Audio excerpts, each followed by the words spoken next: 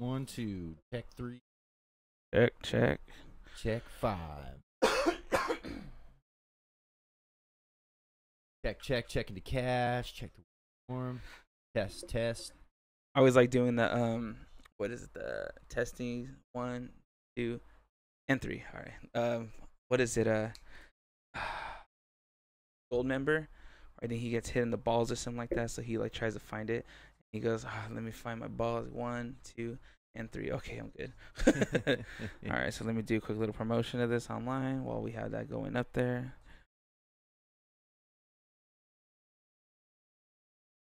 Look at this shit. The creamy pesto chicken meatball with broccoli, mushroom, and cauliflower rice. You have no carbs in that bad boy. No carbs. Oh, right there on the top. Watching. Ooh, 1. Okay. We got him. All right, let me just I'm gonna just promote this on a social media. Yeah, I never really use the YouTube on here. Like I said, it's like my first time actually trying to do a live stream of YouTube, so it should be pretty interesting, I might say.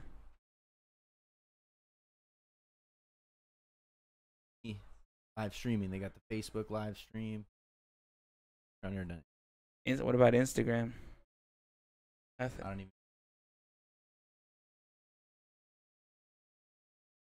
May have to Yours? Yeah, that's what I was doing right now. check it. Because we check, gotta have the waveforms be That's optimal. way better. Yeah, it's looking better. Yeah, I forgot since that one's more of a compressor. Yeah. Live right now with. Let me tag you on Facebook, so your buddies can see. Yeah. Oh, well, let me.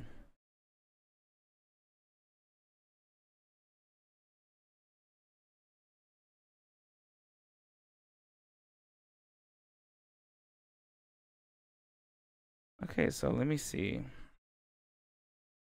You are ridiculous. Oh, dude, this episode's amazing. I love it. They were like almost too good with these two. It's like over the top. Yeah. They're so sketchy. This show is just amazing. Period. Saw the whole thing like. Yeah, I think this is probably like my 10th going for Breaking Bad. So I've been pretty hooked on it. It's different. Well, I mean, I didn't get into it when it first came out, but so the dog wants to come. Yeah, it took me a couple years to start it. But when I did, I watched the whole thing and then watched it with like 2 or 3 people at once. But I'd be like, okay, with you, we're on season 2, episode 4, and then I watched somebody else be like, all right, you're all up season 4 here. So I was like watching it simultaneously like 3 times at once, and All right, so pretty good. What I'm gonna do is I'm gonna start this video, get a quick screenshot of it.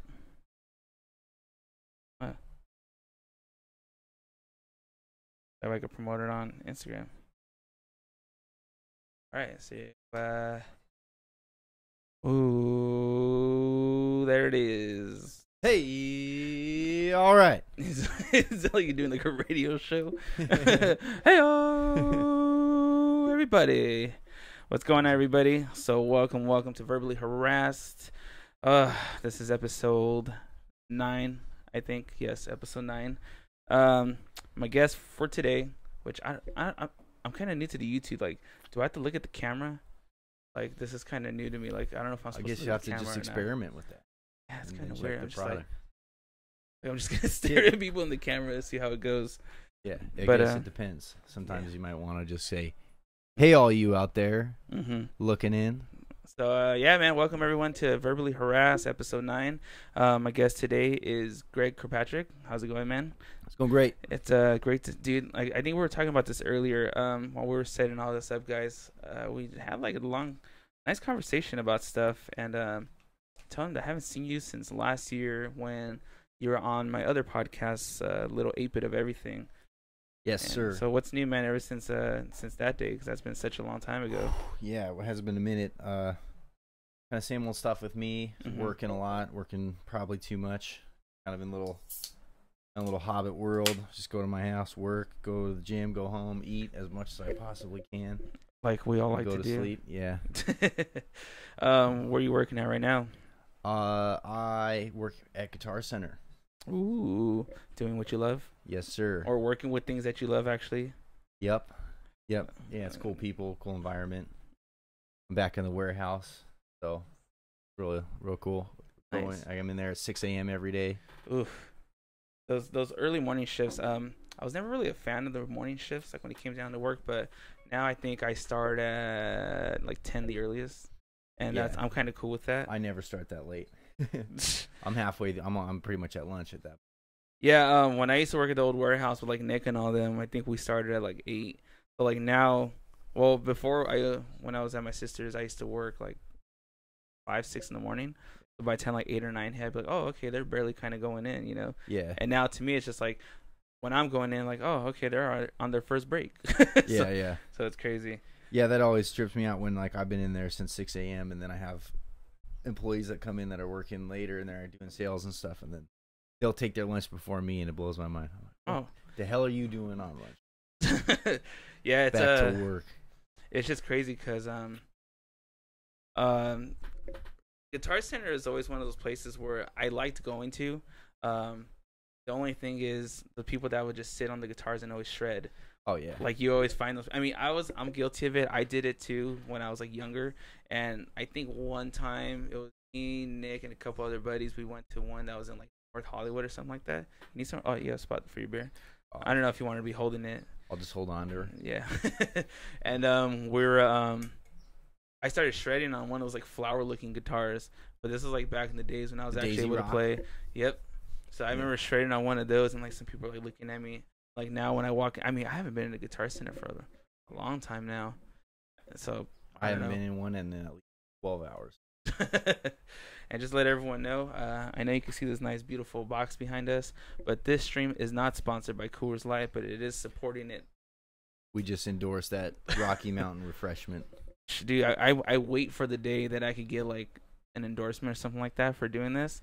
Like I'm always actually, you know what? I should have tweeted this bad boy because I could tweet in like newer mics or like I was using another mic before called like a Blue Yeti. I think you remember when you were with us. Yeah. So we had the Yeti before, and then that was just, it was kind of difficult because we were trying to run. When you did the other podcast, did we do one mic or two mics? Do you remember? We just had the one. I think it was just the Yeti going. And we just had it in the middle, right?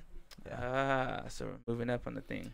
Stepping up the game. Yeah, I'm trying to make sure that your level's up there because my boom and so. All right. Well, besides that, man.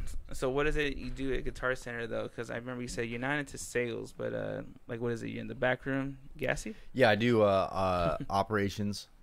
So I'm in there at 6 a.m. I gotta count the money, build the registers, file and process any credit applications, or when we buy used gear from people, we have to deal with the sheriff's department. We got to send stuff into them. Receiving trucks, getting all our new shipments, building the floor, setting up displays, going over all the numbers and how sales are going, seeing what we can do to set the store up better for success. Just kind of. Are you a manager then? Like, are you like overseeing multiple people also? Yeah, I'm technically a key holder. Ooh, one of the few. Fancy. That's a fancy word. Key holders. Yes. Open the building. I used to do that back in the days, being a key holder for GameStop. Here's my dog. It was like 2007, 2008, and our store was worth like 2.5 like billion, and it was like probably a little bit bigger than my room. That location? Yeah, like because it was right there on the top of PV, and so when we had that going, I used to be the key holder for there, and like I remember holiday times like putting like multiple grand, like I want to say I think the most was probably like 12 grand. Within like a deposit, and then our bank was like, okay, it's like here's our store, and the bank is literally right across the parking lot from us, parking structure, and we used to have to walk it. You would do the deposits because we deal with Garda. No, like armored trucks come get our deposits. We used to have to take it to the actual Bank of America, which is our like deposit. And I remember having like I think almost 15 grand with me, and I have to walk across the parking structure. I was like, I could literally get robbed right now, dude. Come Black Friday, it's a problem because like The thing with Black Friday is, and I'm sure this is true across all retail, is you got a lot of people coming in spending a lot of money. You deal with a lot of transactions on the day. You're open for extended hours. That whole weekend, really, though, during the whole holidays, you end up with a safe packed full of cash, and the deposit people don't usually come over the weekends, especially like a holiday weekend sort of. You end up with a lot of cash on hand, and it's kind of a safety risk for a lot of people. I kind of feel like that's an issue needs to be kind of looked at. It's crazy to know how much power like money has. Like just a simple piece of green paper has to the point where people kill for it. You know, people do whatever they can to obtain this piece of paper that just has so much power. It's kind of ridiculous to me. But then again, it's the world that we live in. You know, if you don't got it, then what are you going to be doing? It's what it means. You know, it's what it stands for. It's what it makes available to you. You gotta have it. If you ever been super hungry, you'll know. Yeah, like you ever look at those what's the saying? If your family was starving, you didn't have money, like would you steal food? Type of ordeal. Yeah, and then you honestly you really can't answer that question until that scenario is true. Yeah, you don't know what being truly hungry does to you until you experience it. Yeah, like I've heard that.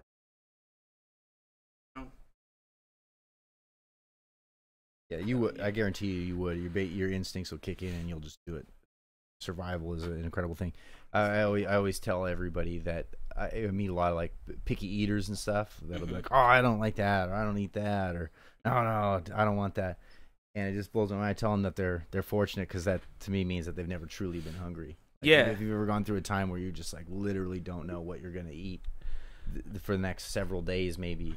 You will eat whatever the hell you can get your hands on. Like, I'll go in the Subway, for example, and they'll ask like, "Oh, what veggies do you want?" I'm like, "Give me every goddamn veggie you got, and like 2 or 3 sauces, because it doesn't cost any extra to get it. And if I can add like, make my sandwich from this thick to this thick for no extra money, I'm gonna do it. I don't care what the hell veggie you're putting on there. If I'm gonna get more food for the same amount of money, I'm gonna take it." It's interesting how avocado's extra. Yeah, I don't have that. What is it with? I mean, I'm not really big when it comes to avocados. Like, what is it that makes avocados expensive? Like, yeah, is it just a delicate it's a sought after thing, and everybody's all into it. And it's been one of my veggie fruit. I think it's technically a fruit because it's got a big fat seed in it. Yeah, okay, yeah, because it has seed. Yeah, like banana, tomato thing. Not banana. Yeah, tomatoes. Yeah, good tomatoes are considered. It's technically fruit. Cucumbers. It has seeds. Maybe. So I need a fact checker, man. I need to check. Where the hell's my iPad? Yeah, somebody needs to look that up. Yeah, all right. But that's one thing I noticed about moving to living in California was it's everybody's basically borderline brainwashed to just love avocado. Like, it was never a big part of my life until I was down here, and then when I moved down here, I noticed every time somebody was asked, like at a restaurant, "Would you like to add avocado to that?" They just compulsively always said yes. Like, it was almost like in the Supersize Me documentary, where if they asked him if he wanted to supersize it, he had to say yes. It was part of the deal. Oh, yeah. I feel like there's something like that going on where everybody's just all about it. California avocado, I've never seen anything like it in my life.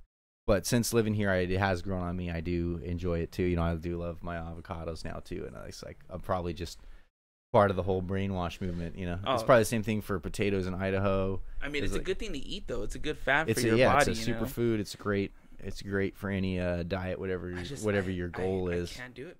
Bulking or cutting, you can have avocado. Ask Nick, dude. There was one day at his house. I tried it 3 times, literally 3 times, and I couldn't get into it. I don't know what it is. There's just something about it. Like, I think it tastes good, but for some reason my body just rejects it.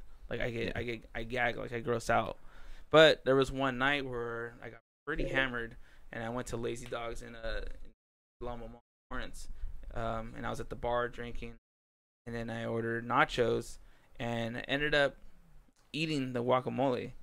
And I remember I was like, "Oh my god, this is really good," because I was hammered, Yeah. So I remember grabbing a chip and getting some and videotaping myself. I was like, "Oh, it's happening," and I ate it, and I remember sending it to Nick. I was like, "Look, I'm eating the guacamole." Like, it was actually like really good. I enjoyed it. Okay, so I looked up: is cucumber a fruit or vegetable? The following are technically fruits: avocado, beans, pea pods, corn kernels, cucumbers. Those are fruit. Grains, nuts, olives, peppers, pumpkin, squash, sunflower seeds, and tomatoes. Vegetables include celery, lettuce, leaves, cauliflower, and broccoli buds, and beets, carrots, and potatoes. Really? Well, there you have it, folks. Yep. And that is Straight from the Mayo Clinic. I'll say straight from Mayo Clinic. So if you guys ever have any They're questions about apparently that, reputable. yeah, I've heard. well, now I know cucumber is considered a fruit, and I actually like cucumbers. Yeah, cucumber. I don't think it has any nutrients in it. It's just the water. It's pretty much water based. I'm sure there's some sort of fiber in there. I mean, Probably some vitamins. I've always liked cucumbers just because, like, I'm Hispanic. I'll throw a little bit of fucking lemon, some salt, some chili powder on there, like the tahini. Ooh, that gets really good. So I mean, that's good to know. Just random facts. Just let everyone know I have on the TV right now Breaking Bad, which right before we started with the video on here, it was on the scene. If any of you guys have seen it, if not, it's a spoiler. Where Jesse has to encounter the druggies that took their they took the money and the drugs. Yeah. But no, what were we talking about? We're talking about the women. Now, I'm pretty sure when I get into detail with this, any women watching this or watches it in the future, you're going to hate me. But Breaking Bad pretty much makes women dominant. I feel like the women just have every single man by the balls in this show.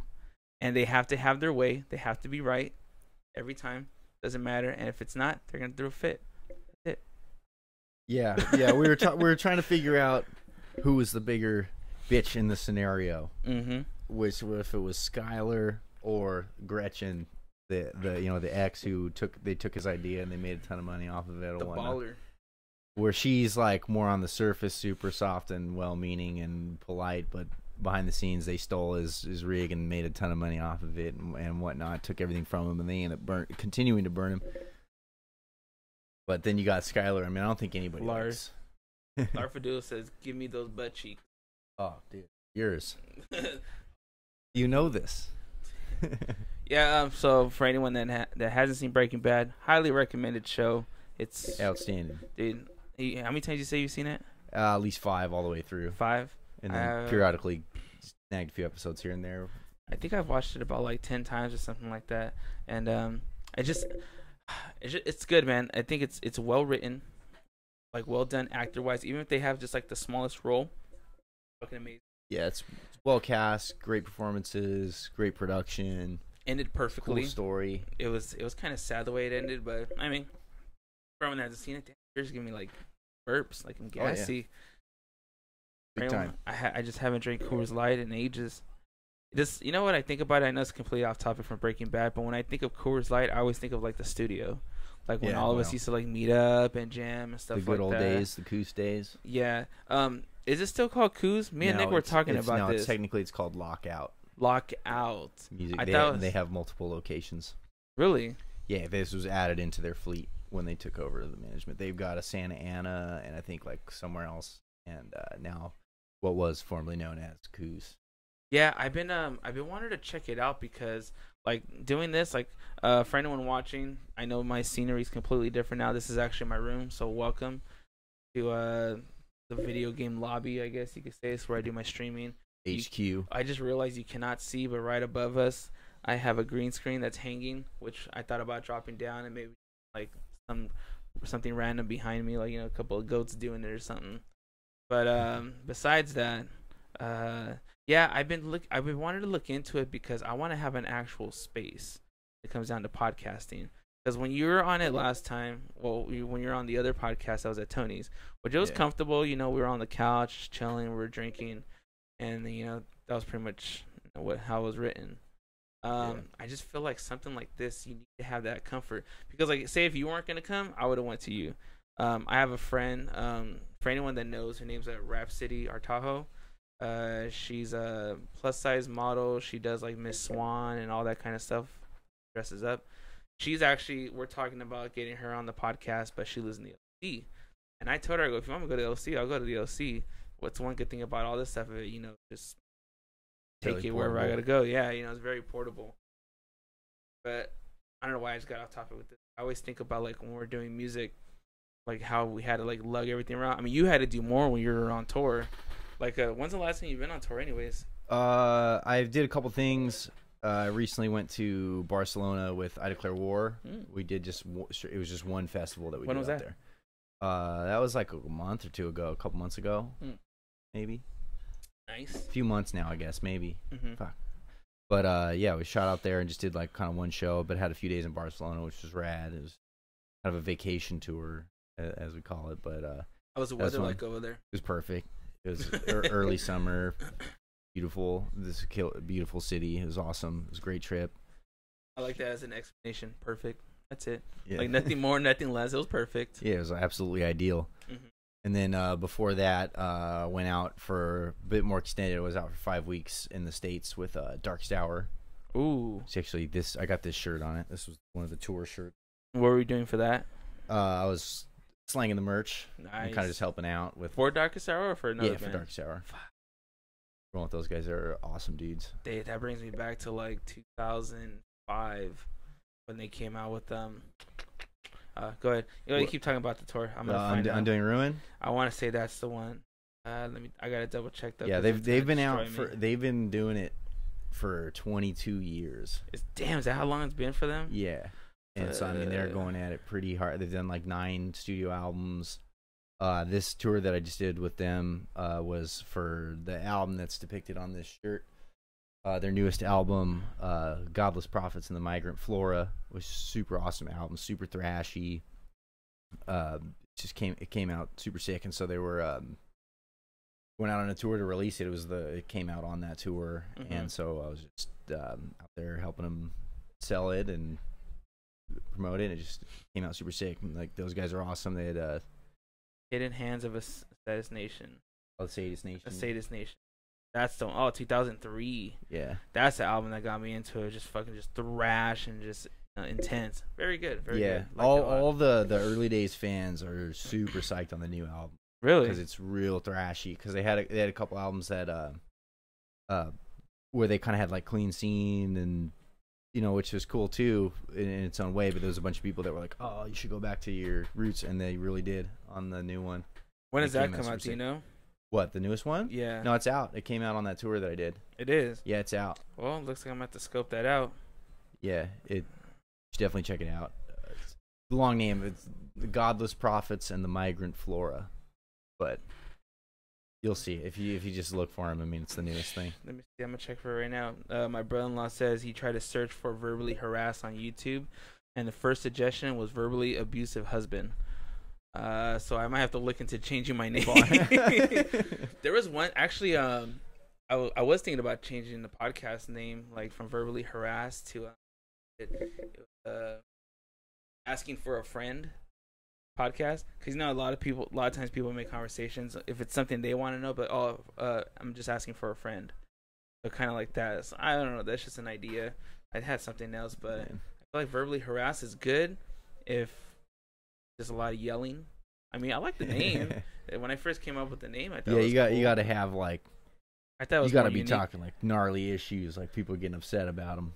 Oh yeah, so I mean that means I feel like I need to talk about like politics, opinionated. and stuff like that. Oh shit, like you need to be able to take on callers and things. Oh, actually, if I start doing this more, like with the streaming, then I'll actually start taking people that want to talk. Yeah. Because like I said, I got some people lined up. That'd be a cool addition to a lot of podcasts. Like where I listen to like in my warehouse I work in and everything. Like we spend a lot of time listening to like Howard Stern is a big one, and nice. The fact that they're an actual radio broadcast, it happens live, and they can have people call in, and that's where the bulk of the soul of the show is interacting with the callers. They've got they call the whack packers and all the people that just call in and give their 2 cents, and then Howard and the crew shut them down or build up on them or whatever, and that's like a big portion of the show, which is where I feel like a lot of the podcasting tries to kind of emulate that Howard Stern kind of vibe and format, because it's just the ultimate radio show, talk radio, but you lose that whole element of listener interaction with most podcasts because they're typically pre-recorded. Yeah. So like having a way to have listeners call in, I think would be really cool for a podcast. Get that interaction going. I think it's huge. Some of them I listen to is like Joe Rogan, which if anyone that listens to the podcast, you'll hear me mention him a lot. Like he's like my main influence. Yeah, Joe Rogan. Great topics. Yeah, that's probably the second most listened to thing for us. We listen to a lot of Howard Stern, and then I never got into the Howard Stern ones. It's you got to get in there. It's really good. Like he's got this whole like cast of like weirdos that call in. They're called the Whack Pack, and it's like people come and go. A lot of them have died over the years because they'll be just like weird midgets or like giants or just like weirdo characters, people with weird disabilities. Jesus. Yeah, they're like kind of like circus characters that call in, and they have just reoccurring characters, and they get their opinions on stuff, and like they have got their whole storylines. Mm-hmm. It was kind of, I never had to really listen to it much either until the people that I worked with were just blasting it in the warehouse. Like, hey. We'd have like 2 different episodes going, like some guys in the back office playing one and some guys in like the main area of the warehouse playing one. And I just, as I move about, I'm like listening to 2 episodes at once, and it just was like total absorption of the whole Howard Stern thing. And it's just interesting, like when it comes down to podcasts, how much you could just learn, like no matter who it is or what they're talking about. Like even if we're just like not talking about anything that's knowledgeable, it's just knowing like who the person is.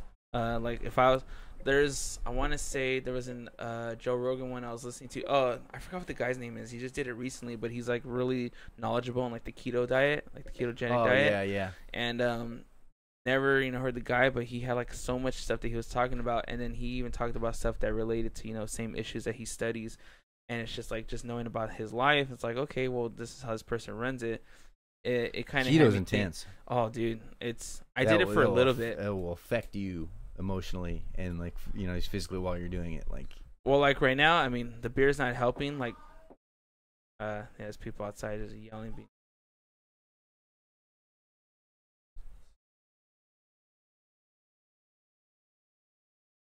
Some fun going on out there.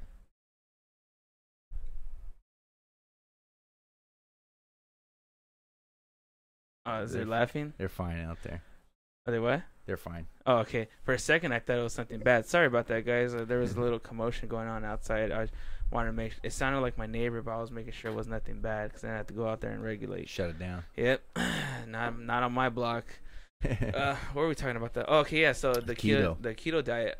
When I was doing it I did it for like 2 months, and I dropped 20 pounds easily. Wasn't working out, just eating better. I was macroing my carbs. I was having absolutely no sugar. Like I was telling you earlier, like milk. I rarely drink milk. If not, I will not drink milk. For anyone out there that loves milk, milk is very delicious. But next time you get a chance, no matter what milk you get, you look at those ingredients and you will see, well, for milk when we were getting, it was 12 grams of sugar a cup. Which, if you think about it, sugar to be digested and burned off and used. I mean, I'm not the healthiest looking guy, but I know that sugar is not good for you. Sugar is never a good application for sugar. Yeah, I think like even back in the days that when sugar was kind of being more originated, that they were just doing it just to kind of push it out there. I believe it was a business move. Yeah, a lot of marketing, especially like bacon and eggs. When bacon and eggs was introduced, it was just bacon. They said, "Oh, well, it's a part of your breakfast." I think that's like some of the ads they used to have. But yeah, like sugar is just. I mean, don't get me wrong. I'm a fat dude. I love sugar. One thing I am gonna have, just to let you guys know, Friday night I'm gonna try to do this YouTube streaming again. I'm gonna have my buddy Pena on here. He's into like fitness and jujitsu and good eating. So I'm glad that we're touching on this now because it's something I'm gonna be able to dissect more Friday when he's on the next podcast episode. Yeah, that'll be a good one. Have you ever tried the keto diet? I haven't gone through it yet myself. I'm in a high fats. I've recently, I'm back on the whole workout thing, but I think I'm gonna be in a bulking phase. I think until like March. I'm doing like an 8-month freaking just bulk 4,000 calories a day.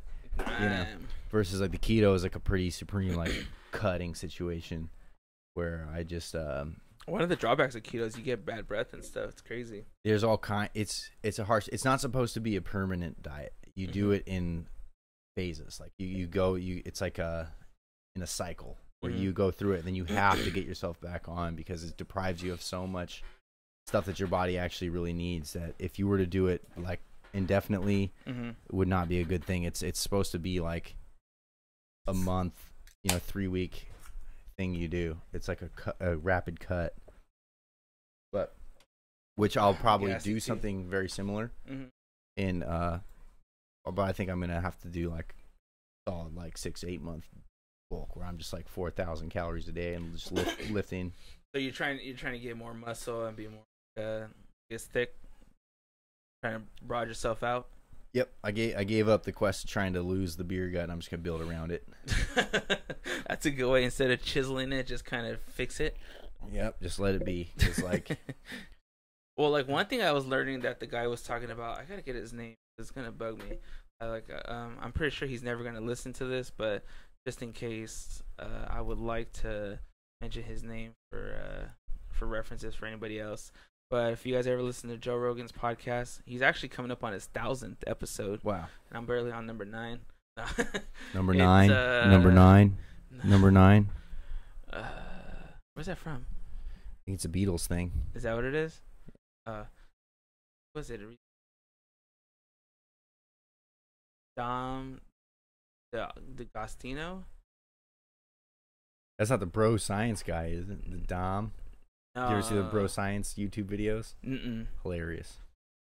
There's Like a satire of super. I listened to Ben Shapiro. I started listening to a Game of Thrones podcast, which is fucking cool because there's a podcast I listen to when Walking Dead's out. They're called Bald Move, which is bald, like if they're bald, no hair. Okay. Jim and Aaron, I believe that's their name, or A-Rod. Yeah, Jim and A-Rod.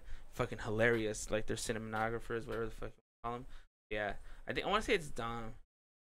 It's not John. Okay. Oh. Look it up. I'm gonna run to the bathroom. Oh, pee break. Intermission. Pee break. Yep. All right, I'm gonna keep this going, guys. I'm going to. I think I have it on my YouTube. So for anyone that's watching or listening, I'm gonna see if I can check this out. But while we're waiting, it's been drinking good amount of beer. Gotta go pee. Talk a little bit of rant. So recently, I've been getting pretty annoyed with drivers. I want to say I've mentioned it before when it comes to drivers. I try to stay positive. You know, okay, so it is Dom D'Agostino. I try to stay pretty positive when it comes to things, but recently I've been getting very irritated with drivers. Apparently, their cars don't have built-in signal lights because they don't signal, and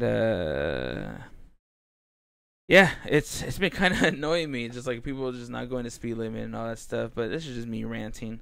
But besides all that, I'll just do a quick little promo out there for you guys. If you ever get a chance, I usually say this before the podcast, and if you guys are out there listening and watching, carrying, check out DB Treats on Amazon and or eBay. They sell a bunch of goodies from Disney, Universal, anime, and all that good stuff. I mean, I get all my cool things from there. I'm trying to think if in the back behind me if I have anything from them. I don't think I do because they're all just posters. But yeah, if you guys ever get a chance, check out DB Treats, and we could kind of go from there. So you feel better there with that pee break? Somebody's in there. Oh, someone's in there? Yeah. Kick the door down. Say fuck it. So yeah, his name was Dom D'Agostino, something like that. I'm pretty sure I pronounced it wrong. If I did, I apologize because that sucks. Oh, the pup is in the street. Yeah, all you guys can see is my dog. First time ever making his podcast appearance. Say hello. Yeah, so anyways, now let's get back to the whole music conversation because I know we're talking about like all the eating good, which regardless anybody, try to eat better. Stay away from sugars. Carbs, you could do carbs. That's the bathroom if you want to take it. The door just opened. You want to go bathroom still? Yeah. Okay. Carbs, kind of go back and forth with it. Take some, don't intake too much, all that. Depends on your goals. Yeah. Ultimately. Yeah, I mean, if you're trying to cut and just eat better. It's like different than sugar where there's pretty much no benefit. I mean, carbs at least will give you energy. I mean, if you're just like trying to be a marathon runner or something, you're gonna need it. You're gonna need that extra energy to get you through it.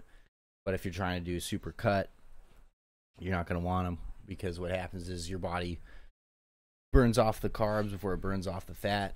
So if you're trying to super cut, if you get rid of the carbs, it'll burn the fat instead of the carbs. And that's the whole philosophy with the keto is that you take away anything else that your body can burn for energy except for the fat so that it burns through that first. But if your goal is not to cut, then carbs are fine. versus where it's like sugar. There's just really no benefit for it. Yeah, sugar is It's pretty just much the devil. Cutting, gaining, whatever. It's not gonna help you. Oh no. Yeah, it's just crazy like how much sugar could just have this like It's just delicious. effect on you. Yeah, It's fantastic. It's just what is it, it's like a mouth pleasure just yeah. to have that sweetness. Go ahead, man. Go ahead and go. All right. Let me see if I can bring the dog into the podcast. What are you doing over there? Come here. Come on. You want to be on the podcast? Come here. Come over here. Got it? All right, guys. Quick little pause in the podcast. I know usually in podcasts there shouldn't be any pauses, but we're pausing for cuteness here. You guys can see. Hey, look over there. No, click me. For anyone that's just listening to the podcast, I'm holding on to my dog. You can catch him on YouTube. Rocky. All right, sit down in the chair. All right, so yeah, while we're waiting, so, one thing I'll just let you guys know, a little update on about me, what's been going on. So I've been meaning to do this for a while, but I just kind of been working a lot, been kind of busy, stress and all that good stuff. Back to when we're talking about money and all that, but that's besides the point. I do got some guests lined up for you guys. You know, I do have Greg in here today. Excuse me, he's a musician, good friend. Had him in the old podcast. So it's good to kind of catch up with him again. So you guys are kind of just getting the gist of what we're hanging out here about. Friday night, I'm gonna try to do this again on YouTube. If not, I'll be having a podcast for sure. Like I said earlier, that my buddy Victor is gonna be on it. We're gonna be talking more nutrition. You know, he does jujitsu and all this other stuff, so it should be fun. Shout out to your niece. And big shout out to my nieces and my nephew, my niece Daniela and Skylar Bell, and my nephew James, which they are watching this right now as I'm speaking live. So hello guys. Your Nino uncle says hello if you guys could see me. And yeah, so that should be cool. You know, I still got my friend Rhapsody that's gonna jump on it soon. I've been trying to get my buddy Lech on here because he's drumming for As Black as Black and he does real estate. Try to find some time for him. Still waiting for Dan Sugar Tits to get on this. I got a lot of people lined up, but I'm just waiting for him to make the time to actually jump on it. So. Scheduling is the hardest part of any creative endeavor. Extremely. When you're dealing with other people and life gets complicated, hard to find time. Yeah, that's always been the problem. It's been the downfall of many a band. Oh yeah.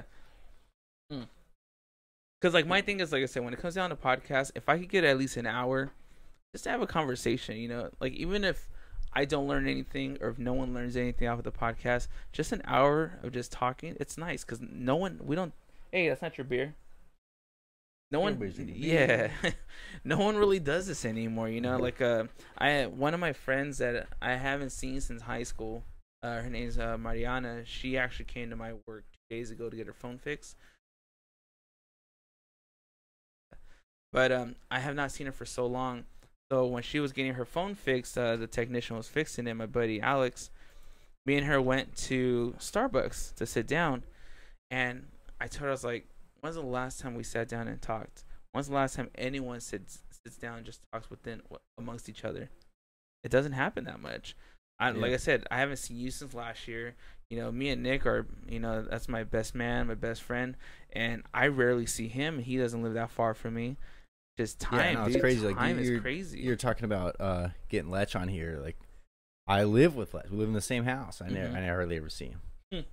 You know, I just like we're all getting into such this like mode where you just do your daily routine, and you know, you just get up, you go to work, you do whatever it is you do after work, and you go home, you make dinner, you go to sleep, you watch something on Netflix, you get through an episode. Exhausted after that, you know, you're just ready for sleep, and it's just hard to find that time. It's not like the good old Coos days where we were all down there like all the time, not shit else to do, and we would just be like smoking all day, drinking all night, barbecuing, sleeping until 2 or 3 in the afternoon, and everybody wakes up all still in the same place. Like those were good times. But I mean, I still go to sleep late. I still go to sleep like at 2 or 3 in the morning, and I'm up at like 7. I can't do it. I get up at 4:30 every day. Oof, yeah. It's been hard for me. You got a different story going on there. Yeah. Yeah, I'm used to sleeping at like 2 or 3, and I'm up at 7. And I'm at work by like 10, and then that's my whole day to work, and then try to manage everything else as much as I can. So, like I said, last time I did this one was episode 8, and that was when we did the whole, we're talking about plants and stuff. So now I'm going full force. I'm going to try to, thank you everyone for watching and listening. No, regardless if you're listening to this on SoundCloud, watching on YouTube, on iTunes. I do appreciate it, and I'm going to try to keep the ball rolling, I promise. Anyways, besides all that, so we're talking about the food. So now that you're bulking up and stuff like that, have you changed your diet in any way? Yeah, pretty much. I've just been trying to eat a ton more. As anything in particular? Like, cause it's a bulking phase, so it's like the idea is like I'm trying to hit like at least 3,500 calories a day, but I'm really aiming at like 4,000. So I'm pretty much eating like 4 to 6 chicken breasts a day. I'll mix in with like a stir fry mix with like broccoli and carrots and peas and whatnot, just a regular old stir fry mix. Sounds good. Throw that in there. I'm getting up slightly earlier every day to save some time to make 2 or 3 eggs, and have some like yogurt, and a bunch of peanut butter. Peanut butter is a fucking great thing to eat. Yeah. You get natural, or what do you get? Yeah, I like it all, man. Right now I have some it's like creamy style, doesn't have the chunks, but I do like the chunky peanut butter too quite a bit. But right now I don't, because I found a peanut butter that was like super low in sugar, super high in protein. So you go all natural? I don't know if it's all natural. I mean, I don't know how anybody can make that claim anymore. Well, it's stuffed into a plastic container. So. Yeah, that's true. I mean, but there are some that have like less additives than the others. Like, yeah, it's like one of those. Skippy and all those. That's sugar. That's it's not. Sugar. I don't have like a Jif, Skippy, whatnot. It is like a specified like Smart Choice. Have you? I get mine at Trader Joe's. There's like one with like an elephant. Yeah, the Trader Joe's ones, they have the one that's like, I think it's like under a gram of sugar, if that. Wow. But that's just because the natural peanut of it. Yeah. And I get that one, dude. And I love that. Yeah. It's a great snack, like especially late at night. Because late at night, I used to be the type of person when I was doing the keto that I always had night cravings. Yeah. Like, I need to eat something. Yeah, that couple big scoops of peanut butter will get you through that whole thing. And then also I'm supplementing for the first time. Like I've gone through different phases of working out where I've gone at it pretty hard for like a year or 2 or whatever, and then kind of stopped for a while. And I stopped pretty hard for the past year and really started playing with. I started playing with an extra band and started taking on some additional tasks that just took away all my available time for working out, and that caused me to stop working out and caused me to drink more. And so I put on quite a bit, and so now just like getting back into it, I'm doing it harder than before. Like I've been adding this element of supplementation, with like drinking a bunch of like whey shakes, and I have creatine. I have some creatine, and I've got this thing by a company called Animal. It's the Animal Stack. It's like like pills that you take you get a ton of vitamins, and it's like a hormonal balance thing. Mm-hmm. It increases testosterone, reduces estrogen production. It's just sort of like optimizes. Muscles, bro. Yeah, it's just like I'm just like. And so you're going all out for the fucking bulk. Yeah, I'm like 5 days a week at least, and I'm just like getting like 200 grams of protein a day. Would you say that's what you do in your spare time then? Just work out? Well, kind of. My routine. I signed up for 24-hour fitness. Used to be at LA Fitness, and then I switched over to 24 because it's right next to my work. And my buddy who I work with, who's like passed all the tests to be a certified trainer and everything, but he's still working with me at Guitar Center. He's helped me out, and he's already at 24, so I just like jumped on that train. Now every day we work the same schedule. We both do the ops stuff, and so like we get off work, just cut over to the 24. It's like practically walking distance from there, and I just go in. Yeah, it is. I'll put like a couple hours in there, just pretty much just straight up lifting, trying to pick up heavy shit, put it back down. And then, I get out there and I go home and I cook a big fat dinner. Just eating a lot of chicken, a lot of fish, and then eat some whey protein, powder, and then fuck, try to sleep. That's a big thing too, is getting more sleep. Trying to drink less, despite today's kind of. It's a special. It's a day off today. We're doing podcasts, and how can you podcast without a beer in your hand? I don't know. Yeah, my fiance goes because I guess she jumped in during her lunch. YouTube. And she goes, "You're drinking Coors Light with 3 question marks," because she knows when it comes to beers, I'm picky with beers. I prefer my IPAs, but if it's there, I'm not gonna refuse it. Yeah, me too. But I'm not trying to die right now. Yeah. Keep Like I it said, light, keep it smooth, keep it crisp. Rouse has this thing for beer where you could choose your own 6-pack. They have like a wall. Oh yeah. And last night she brought me a 6-pack. It was Stone IPA, Stone Ruination, not your dad's root beer, which I'm starting to get into those root beer ones. Those there's really just way good. too much sugar in those. Yeah, that's the only one I headache central. had. Not regardless of our whole nutrition talk here, it's just Yeah, headache central. You can't drink too many of those things. I can only have one, if that. And then I had like a Red Trolley from Carl Strauss. But I could talk about beer. I love talking about beer, but Yeah, I do. I love me some beer, but I have been in a big that's a big part of my whole new kick is just trying to not drink so much. hey, Just drinking every day. At least this is a light. It's light. Like right? when people drink like Diet Coke and stuff with this their is a light beer. supersized double quarter pounder and a Diet Coke. It's crazy about Coors Light though, how they have like the openings. What was that for? Better flow on the top, Yeah. wasn't it? When the commercials came out, for Right. anyone that doesn't drink this beer, like opening's a lot bigger, so it flows a lot better for you. Yep. Because usually when you drink cans, it's like all compressed and doesn't go anywhere. It's made for optimal chugging. There you go. This is a chugger's beer. So let's talk more about like you, because I met you because of music. That's why I'm in the state of California at all. Yeah. So let's kind of go back to. I'm pretty sure you told me before, but I completely forgot. What got you into His Blood Runs Black? Well, Story time.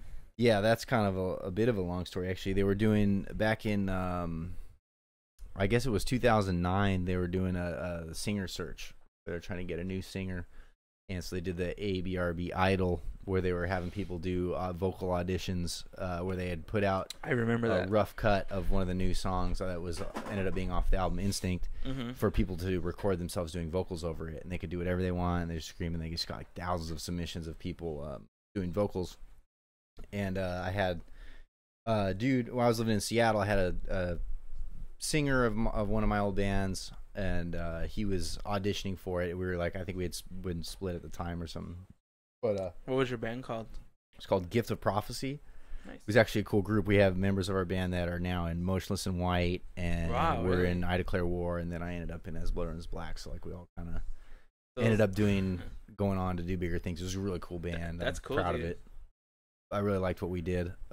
But yeah, I think we had kind of split at the time, and so like the singer was auditioning for the As Blood Runs Black spot, and we had He was already trying to bounce. Like, well, I think we had already split. I think at okay. this I was point. like, I think you we guys had, were in the terms. yeah, of I it? think we had broken up at the time, and I was in school for audio engineering, and everybody was kind of off doing their own thing, and singer was trying to backdoor his way in there. We had like an industry buddy that was friends with all.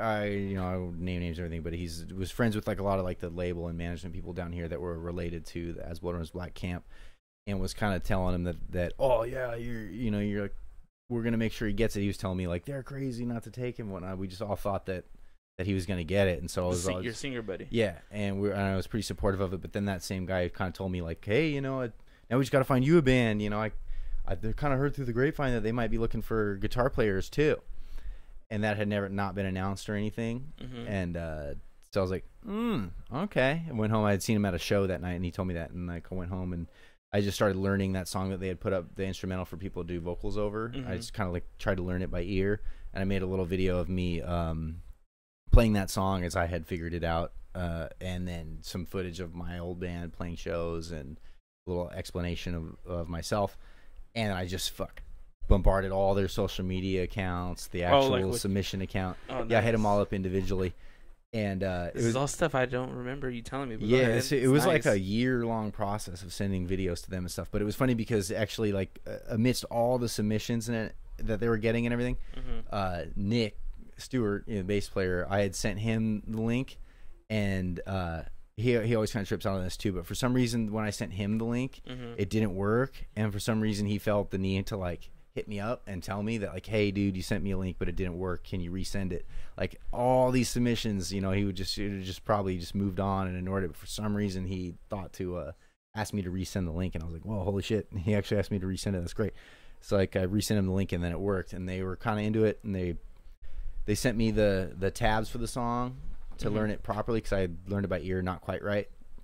You're probably off by like a couple like little little things something. here and there, and so they sent me the actual proper tab, and you know, I learned that, and then it was like, okay, cool, you know, we'll get back to you, and then like a month or two would go by, and then they were like, oh, cool, well, can you play any of our old songs? Send us this song, this song, this song. So I made like 3 more videos, me covering their songs, and then it was like, okay, cool, we'll get back to you. And like a couple months would go by, I didn't hear anything. I was like, well, that was cool, whatever. But then they would hit me up again. I'm like, oh shit, I'll learn these songs. So I was like, 3 more songs, and then it was like, and they were like, oh, we want to get a feel for your writing style and soloing. So record a video of you playing some riff that you wrote, and then solo over it. And it was just like, okay. That's crazy. Did that, and it's just this went on for like a year, and then finally they were like, oh, do you think you could come down here and hang out, see if we get along, you know, come down for like a week or whatever, let's just, you know, let's talk about everything, let's see if we can actually hang out, maybe we'll jam. And then so I drove down from Seattle to LA, and I was gonna stay for a week, and we're hanging out and jamming, and it was going pretty good. But then they were like, all right, well, we have a show in like a month, we'd like you to play it and have that kind of be like your audition. And so I was like, okay. So I had to not sign up for the next quarter of school. I quit like 2 jobs and like just pretty much like fucked off my whole life to hang out for a month. Any and girls? I was gonna do, I had a girlfriend that I'd been with for like Sorry, 5 baby. years. The dream's alive right now. I gotta go. I was down there doing that. So yeah, so I did that, and I played the show, and it went well. And then they had another guy that was going to come in and audition, because they're actually looking for 2 guitar players. And so they had another guy that was going to come in and do another show a couple weeks later and try it out. So like after that month, I was driving back home to Seattle, and then the other guy had flown in, and he was only there for 2 or 3 days. And then they called me, and they're like, hey, dude, this dude already quit.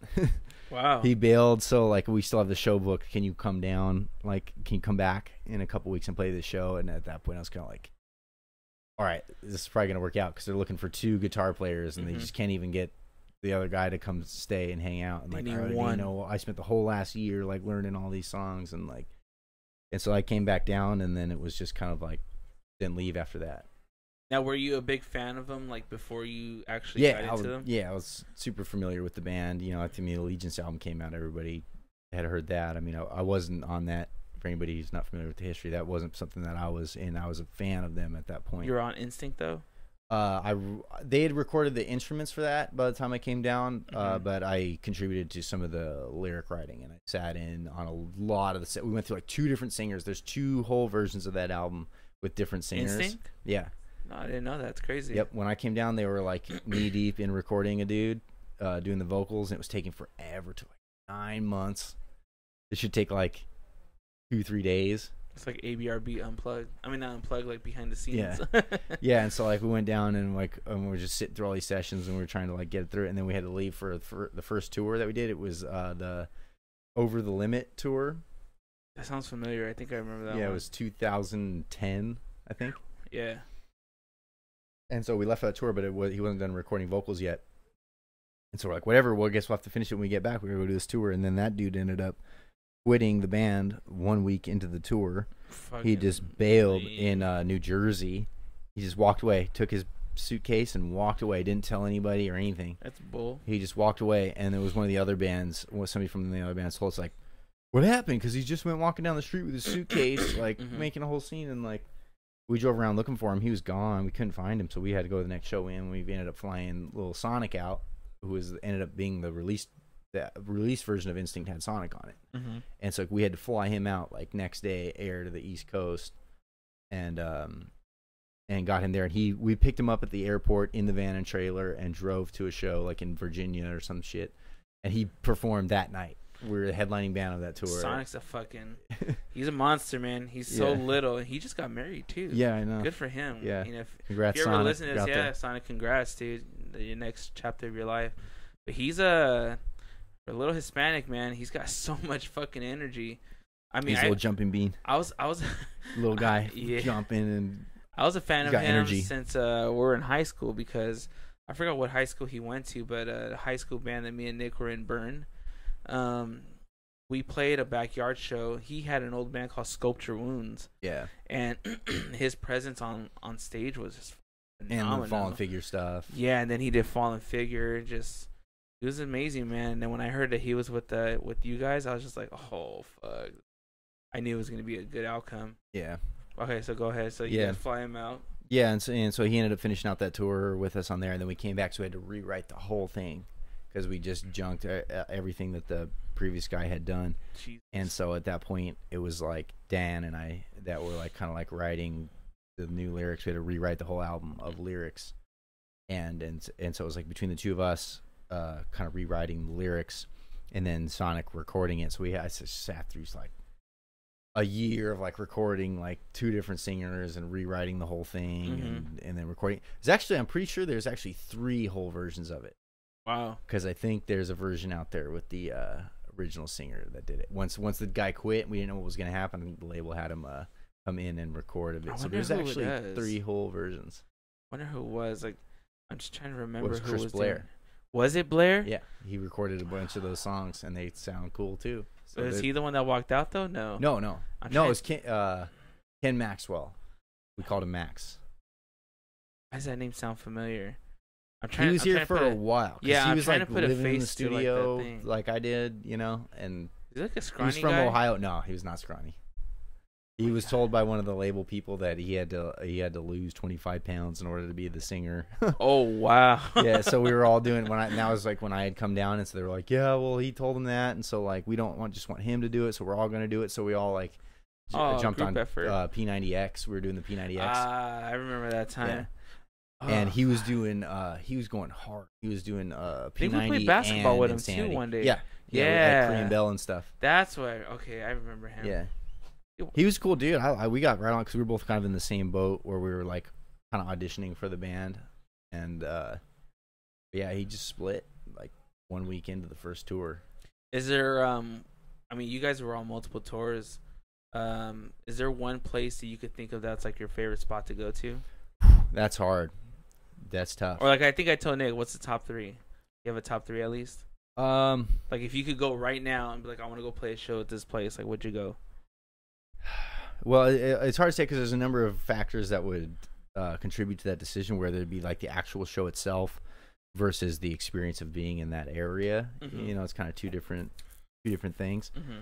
But as far as like playing a show, I would love to go back to like Southeast Asia, like Indonesia, where it's just like for some reason there's just a ton of fans down there, and like the scene is very strong. And it's like that's where we played our biggest show. We did the Jack Cloth Festival in Jakarta.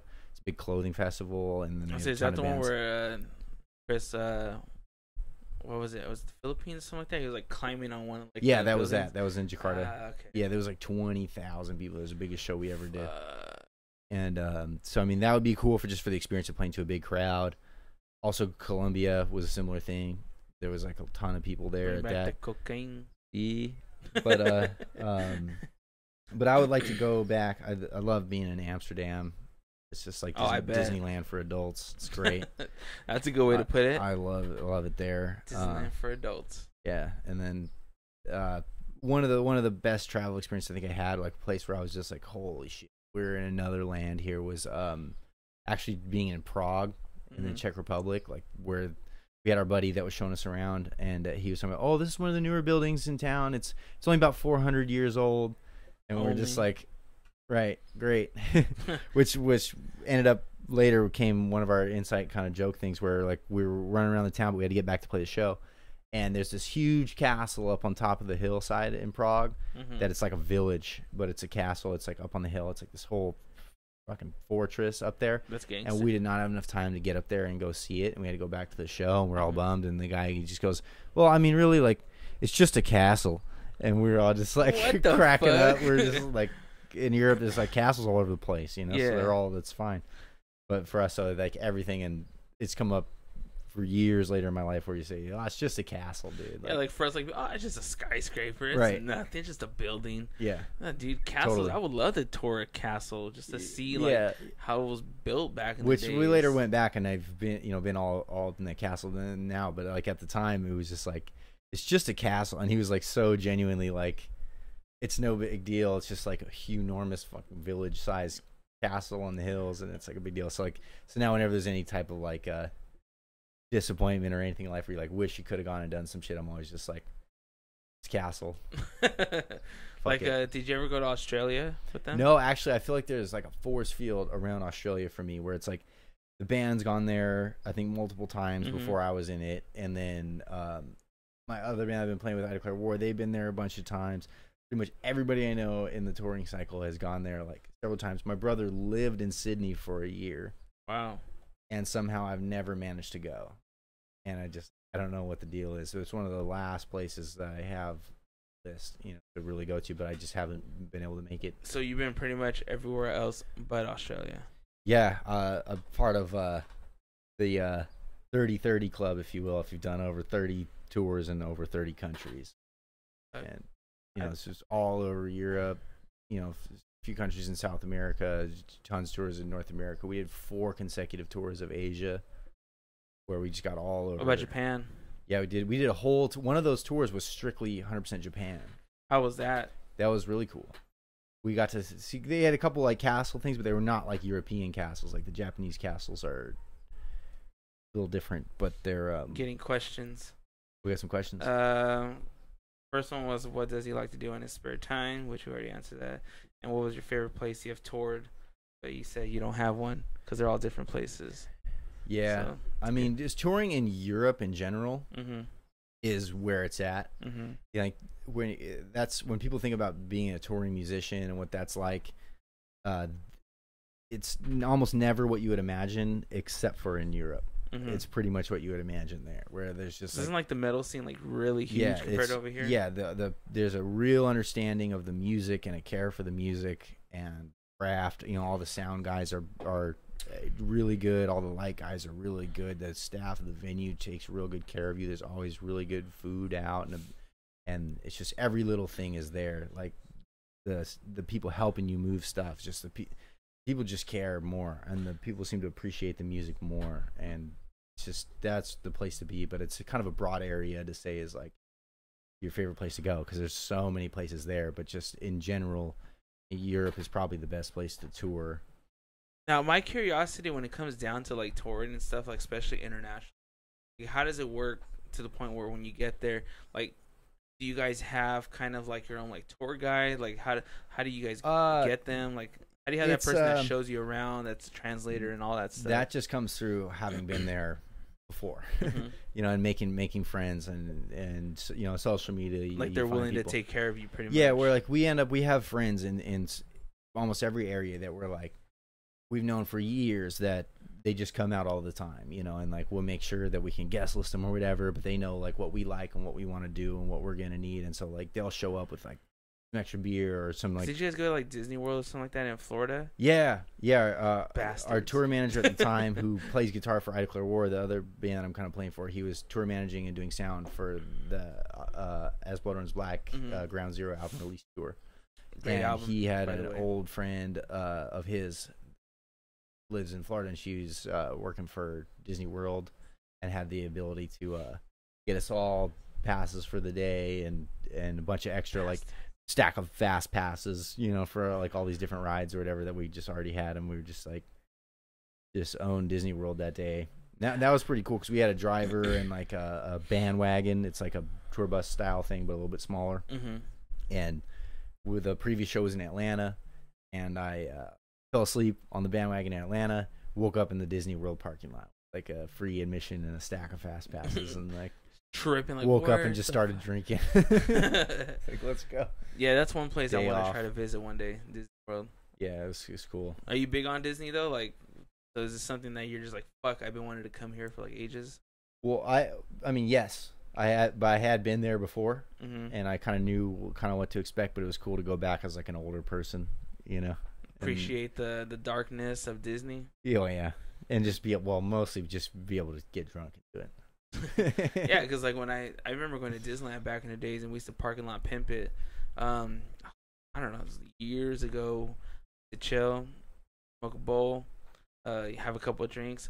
Actually, we used to do 40s back in the days in the car. It was my buddy Johnny, and we used to smoke, pound like a 40 or a 32 ounce, and then walk to the front and stuff. And I remember one time there was pictures of me too. I remember walking there and I was just like all fucked up. I was like, I don't know how I'm gonna make it through this, but I'm gonna make it. So you get in there. it's good. So now for the most part, when you do international type stuff, and you do meet these people, do they usually have things planned out for you guys, or is it pretty much spur of the moment type of things? It depends. It depends on where it is and what we have or have not already necessarily done there, you know, or what there is to do there.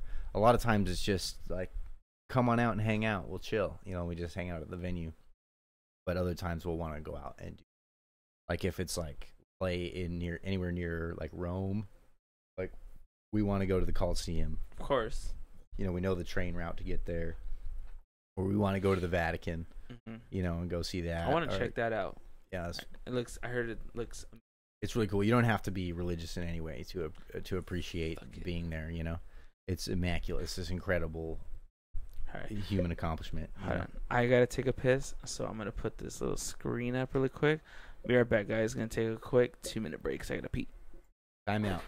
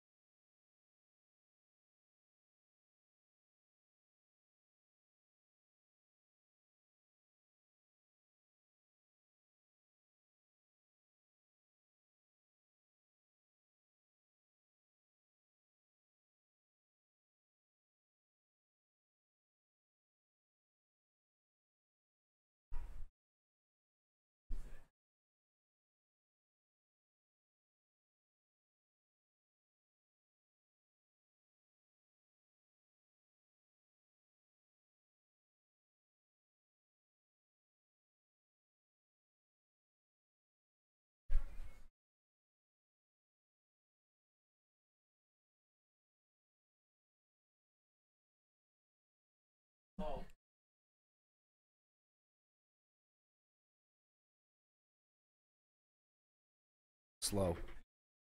Why? Come on, over here. But it's worth enduring.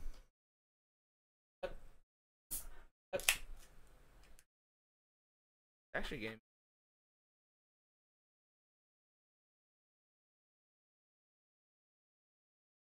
Yeah. Yep. Rocky Mountain Coors. Chair is all squeaky. All right, ready? Yeah. And we're back. Rocky. What's up, pup? Sorry for the silence. Anyone listening on SoundCloud or iTunes, but my dog's just staring at me. He's like, he has his mouth open. If you're watching this on YouTube, you can actually see him. He's a little pup. He has his little USC tag on. I need to change that up. His Star Wars collar that's fading. So yeah. Well, that's cool, man. It's kind of back to what we're talking about. It's cool to like learn all that stuff like internationally. I remember the first time that Nick told me that you guys were going on tour in Japan. I was so jealous. Japan is the one place I want to visit. Like, yeah. I'm scared of planes. I'm scared of heights and all that stuff. But I will go on a plane to go to Disneyland, Paris, which actually my girl and her sister are going to in October, I believe. Disneyland Tokyo. That's what I want to hit up. We drove past it. No. Oh, wait. Yeah, I want to hit that up, but there's the one in Shanghai. I think they have the Tron ride. Oh, yeah. I would like to do that. It'd be kind of fun. What were your experience like in Japan? Japan was awesome. Japanese women everywhere. We pretty much avoid interaction like that in pretty much all of Asia. Yeah, smart. Especially we spend a lot of time in Southeast Asia where, we get boys or girls, lady boys. And nobody wants to be the guy that made that mistake. But don't take the chance. It's not a bad thing necessarily. No, I have nothing against transgender and all that stuff. You know, right. If you be who you want to be, that's fine.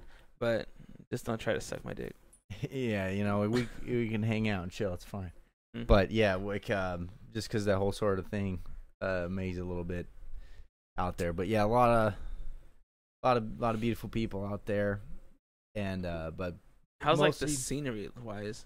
Oh, it was gorgeous. That was one thing that I was most psyched on, because like all the other Asia tours that we did was like a lot of Southeast, where there's a lot of islands and stuff, like the Malaysian islands and Indonesia, and we end up kind of just like playing a show in an area, then flying to another area, and then flying because you just have to because of the geography. But in Japan, that tour was 100% Japan. We weren't going to other places, and we did it in a vehicle. It was like not quite a bus, but it was just like a big old van, and we had 2 bands in there. It was like a pretty big rig. And was it like 16 seaters or something like that? Yeah, it was a weird setup, but it worked. It fit us all in there. We had a driver and plenty of windows in it, so we could see everything. And we got to just traverse up and down like the entire island, that is Japan. And we got to see Mount Fuji and did some good photos there. We tried pretty hard to get the driver to take us to the Suicide Forest. Oh, like based off the movie The Forest, right? Well, it's a real place. Yeah. And it's this forest that people go to kill themselves in. And it's just this vast, it's too much land to really like go and like they don't clean it up. Like they don't take the bodies out of there. What? Yeah, so like if you Google it and you look it up, the Japan Suicide Forest. Trying to be my own fact checker because I'm about to look this up. Yeah, I've heard about it. There's all a movie kinds based of off of it. There's like bodies hanging from trees that are all just rotten out. Are and you? Like, oh my god! They're just like face down. They go out there. They do the hurry samurai suicide out there, and there's just like some of the images you'll see. There's like just like windbreakers and jeans like hunched over tree logs with like forest overgrowth growing over them. They've just been there for years, and they just leave it out there. But the driver just wouldn't have it. He was like, "Oh no, the place is haunted. We don't go that way. Yeah, we're not going to go there." And so like, we didn't. But being able to traverse the whole terrain and check out the land, it was pretty awesome. I'm super into like bonsai trees. I used to grow them like from the seed, and so just being there in like the heart of that culture was awesome. Seeing we went to the Osaka Castle in Osaka. They had tons of cool plants and architecture there that just like blew me away. That was a special one. And we got to you had Jake on here a couple episodes ago. He's a camera guy. We brought him with us to Japan. Oh yeah, he was there. The night before, he was staying with me in San Pedro, and we went to Sushi 21, which is like right across the street from our house, pretty much. Love it. Yeah, it's a great place. So like it was the night before we left. We went to Sushi 21 and we had sushi, and then we flew to Japan, and very first night there had sushi there. So we got to have just back-to-back dinners, the American sushi versus Japanese. Which Americans, like everything else, we've totally embellished and added cream cheese, and we've deep fried it, and we've just like turned it into fireworks. And whereas like the typical Japanese sushi is pretty much sashimi, where it's just straight up. Just the fish on top and rice, yeah. And so I mean, if you're into super crazy flavors and weird fireworky sushis, I mean, then the American sushi is like a whole other thing. We did the same thing with pizza and just like everything else. Totally embellished it. So while you were talking, I looked up the Suicide Forest, and it's called. Well, for some reason it says right here Aokigahara National Forest in Fujikawa. Whoa, I say that. Fujikawa Guchiko, Japan. And actually, the Suicide Forest has a 4.2 rating out of 5 stars. Very nice. 542 reviews. It's a fan favorite. Yeah, everyone loves that. It says, also known as the Suicide Forest or Sea of Trees, is a forest on the northwestern flank of Japan's Mount Fuji, thriving on 30 square kilometers of hardened lava laid down by the last major eruption of Mount Fuji in 864 AD. Did you know dead bodies are sometimes found in forests, especially for Aokigahara, located on the base of Mount Fuji? So that's exactly what you were talking about. Yeah. Like, you see it. But yeah, out of 5 stars, they rated the Suicide Forest 4.2 stars. It's beautiful terrain. I mean, if you can get over the whole like rotting corpse element. And then there's some of the people saying, I honestly wish people would think, that's wrong, of their lives as a gift and not a privilege. They can't spell. I really enjoy the vibe from the empty campsites, and unmarked oh my God, these people spelling. Amazing place. Love the ice cream. What? There's probably a stand or yes, something. There's some random person at the entrance. I actually have that movie on my DVR, I want to say, or I downloaded that movie because I own it.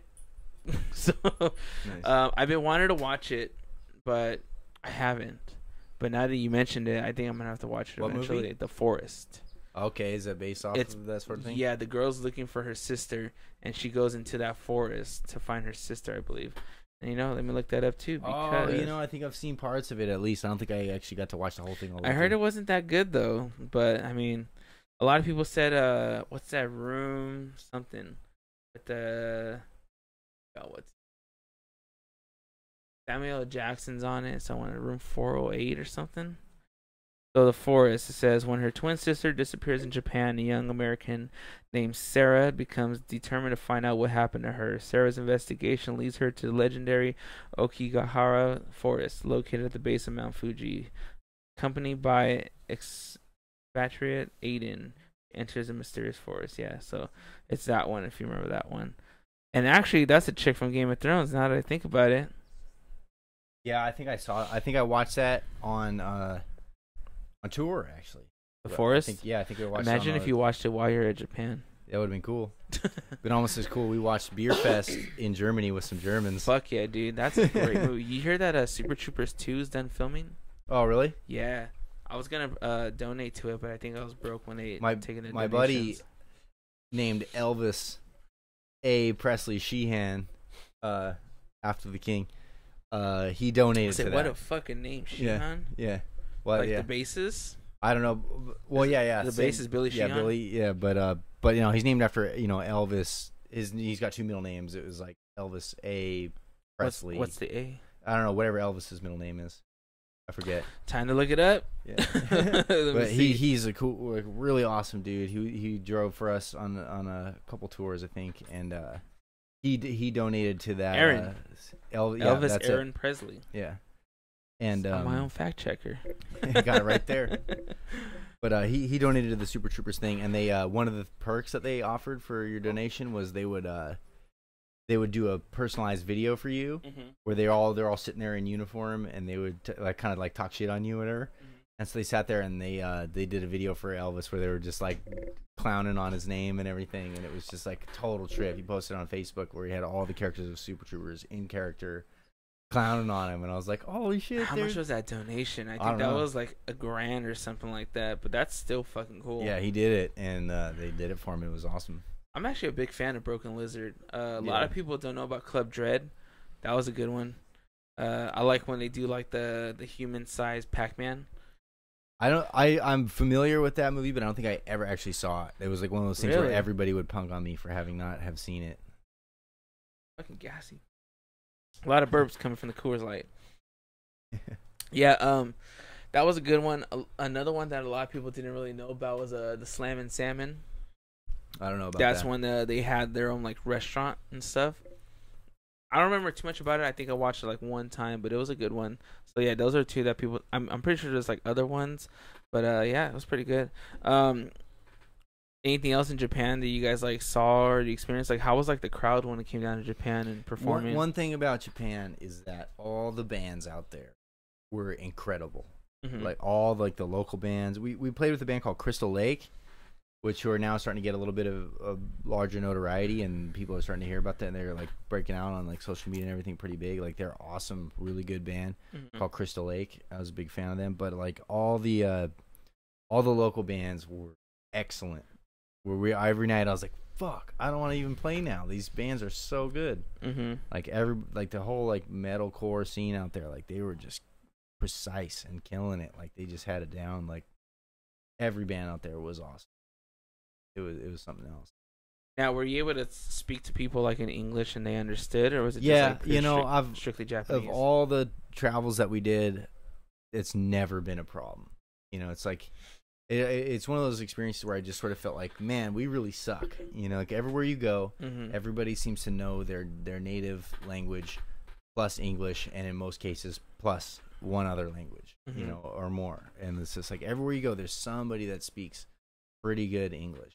And it's like we don't in America, we don't speak shit but English. It's like we pretty much just already speaking English, so it's fine. But like like everywhere else, like they learn in multiple languages from an early age, and I feel like our English, there's like multiple ways of doing it though. Like here, like how like North Cal they have certain ways, sure. South Cal, South, and most languages are like that too. But like it does have its variations, which is pretty crazy. Like in North Cal, I think they say like hella a lot. Yeah, North Cal and all the way through Washington. I mean, you're from up there, so yeah. I mean, have you noticed a difference coming from to the south, like how it is? Yeah, subtle things, little things, little bits of lingo and stuff. I always wonder, like, it's been a couple years since I've been back to Seattle for like a good visit, other than like for a show or rehearsals or some shit. But so like I always wonder, like when I go back, what sort of little lingos I picked up down here.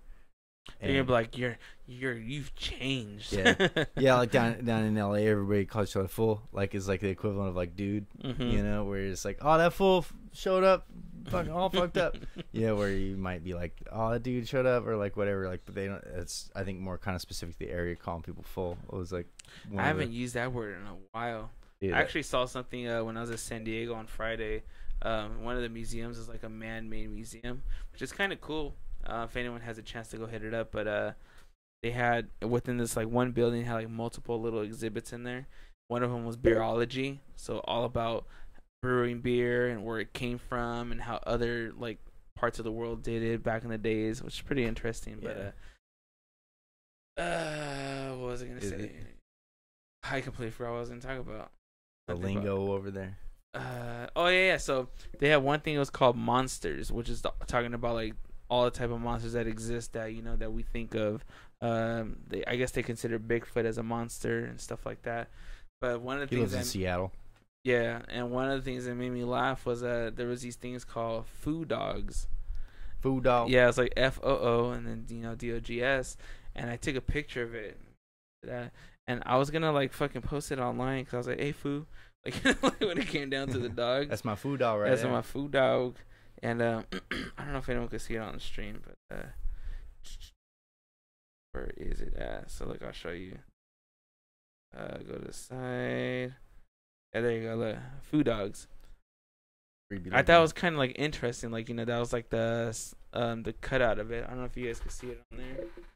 I probably can't. I gotta make this darker. But for anyone watching on YouTube, you'll be able to see it. If not, if you're just listening, I'll try to explain. There's no explaining the foo dog. Yeah. That right there actually says dog. But anyways, I thought it was pretty crazy.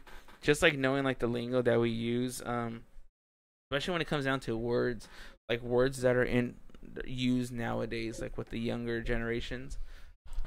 By saying that, I feel fucking old. I've been having a lot of aging experiences recently, like things like where people like at my work that are considerably younger than me, like haven't seen certain movies or have heard of certain bands or stuff that it didn't quite dawn on me yet. That was like that is now old school apparently. You know, like where it's like this, just like I was watching Office Space at work. You know, and I had a couple guys come in and they were in the break room wherever I was watching and eating lunch and whatever, and they were like, "Oh, what are you watching?" You know, and I was kind of like, Office Space, and they were like, "Oh, what's that?" I was like, "Well, I found the root of all your problems. You've never seen this movie, you motherfucker." And like, and it just turns out like, nobody's seen it. You know that, and like, just bands and just weird shit where you're starting to figure out like, oh man. I guess I'm kind of becoming an old guy now. You know, I found like this older stuff. And then it's like, it hit me like, yeah, I guess I did buy Office Space on VHS. So I guess it is kind of getting up there. But it's crazy to know like where we're at now because one thing I always trip out on is one of the words I used to say back in the days was scam when I was in middle school. And the definition of scam when I was in middle school was to make out with someone. So, like, say if, we're hanging out, but, hey, I'm going to go hang out with this one girl. Oh, you going to scam? That means you're going to go make out with this chick. So, there's, like, little words like that we used to use. And, like, nowadays, and I just saw one today. It's funny that we're talking about this, is that it was, like, you ever see those starter packs where it's, like, something and something? Yeah. So, I reposted one today that it was saying, like, a tot, T-H-O-T, like, their starter pack. And it just looked like a Kylie Jenner wannabe type of chick. And I remember reposting it, and I was like, yeah, I see these all the times in the mall. I'm guessing they couldn't become a tater.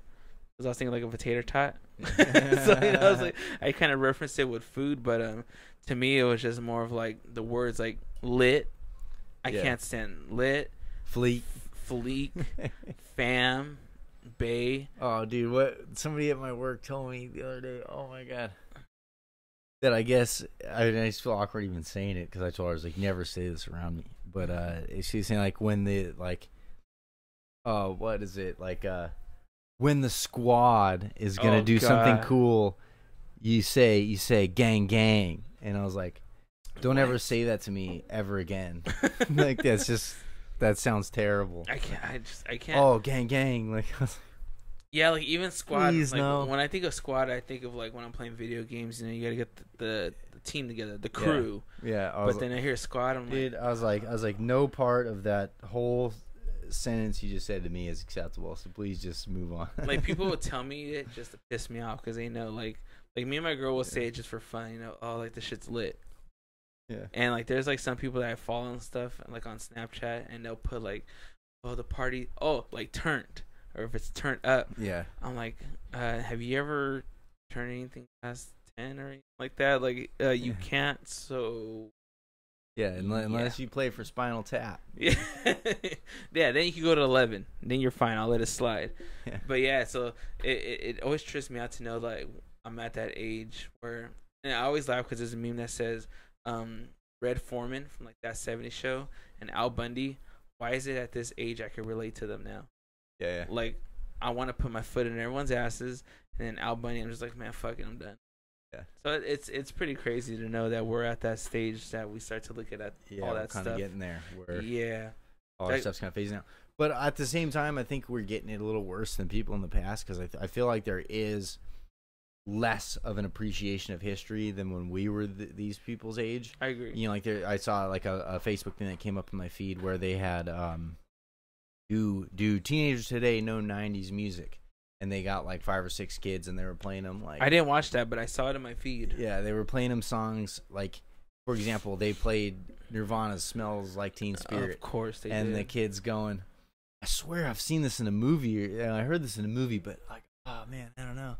And they just like don't even know, and there's like all these big songs, and it's just, I was kind of thinking like, yeah, I guess I get it, that's just where we are now. It was a long time ago, apparently, aging, whatever. But then I think about like, well, no, when I was that age, I still knew like music from the 50s, 60s, 70s, 80s, and I still listen to it regularly. There's like a sense of history, and like I still listen like Earth, Wind and Fire and Temptations and stuff, like it's just, it doesn't seem like like 20 years ago should erase things from your mind. No. You know, like you shouldn't not be aware of this music. Like, but it's just that's just the world we live in now, where there's so much saturation of music, so much stuff that's available, so many people pushing out so many mediums to view it.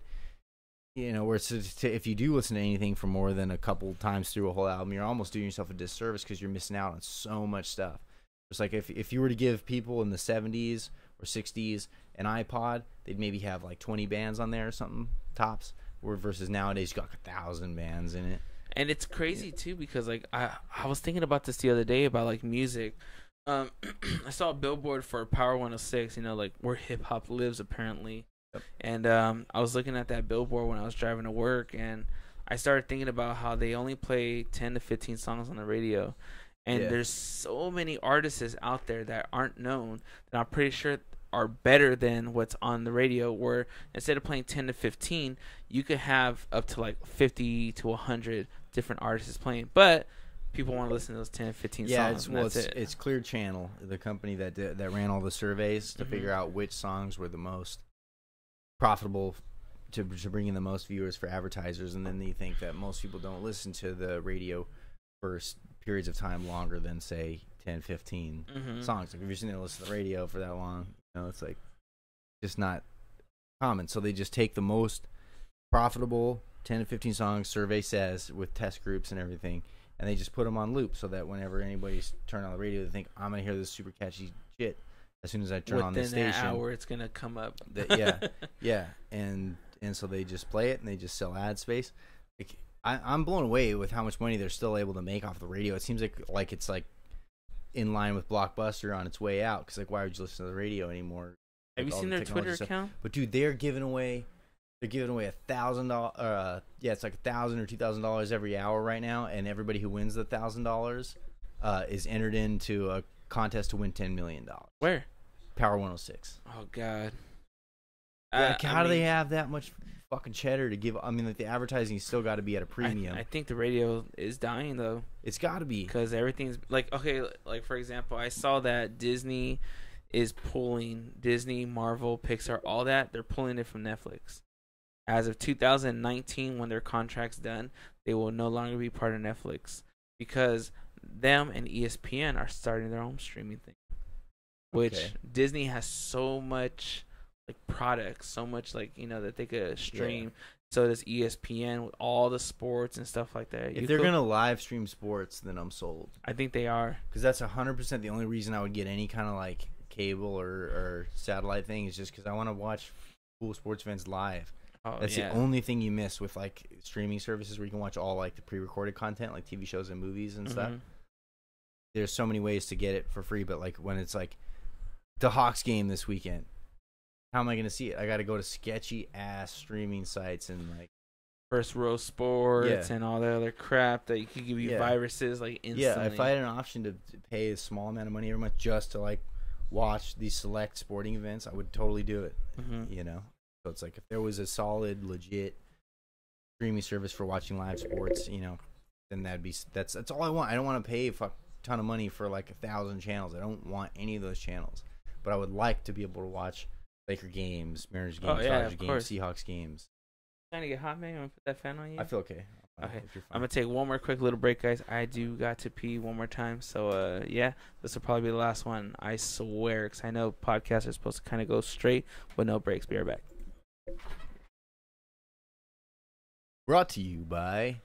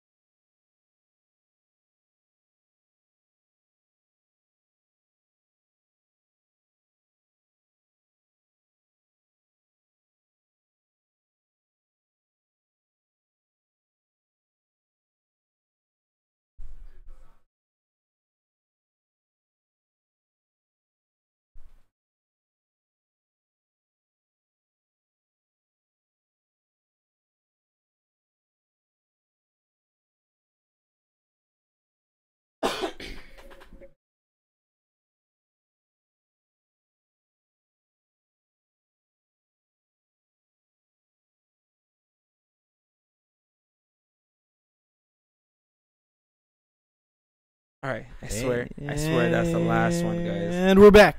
All right, so fuck, what were we just talking about right now? Well, we're talking about streaming sports. Okay. And how it's great background stuff to have going. Like, say you're cooking dinner, or maybe you're eating dinner. When you don't want to get invested in a whole episode, you put on the fucking lawyer game. You know, like I mean, I feel the same way with podcasts too. You know, like when you're working and stuff. I mean, you know, you listen to the Howard Stern and stuff. I listen to Rogan.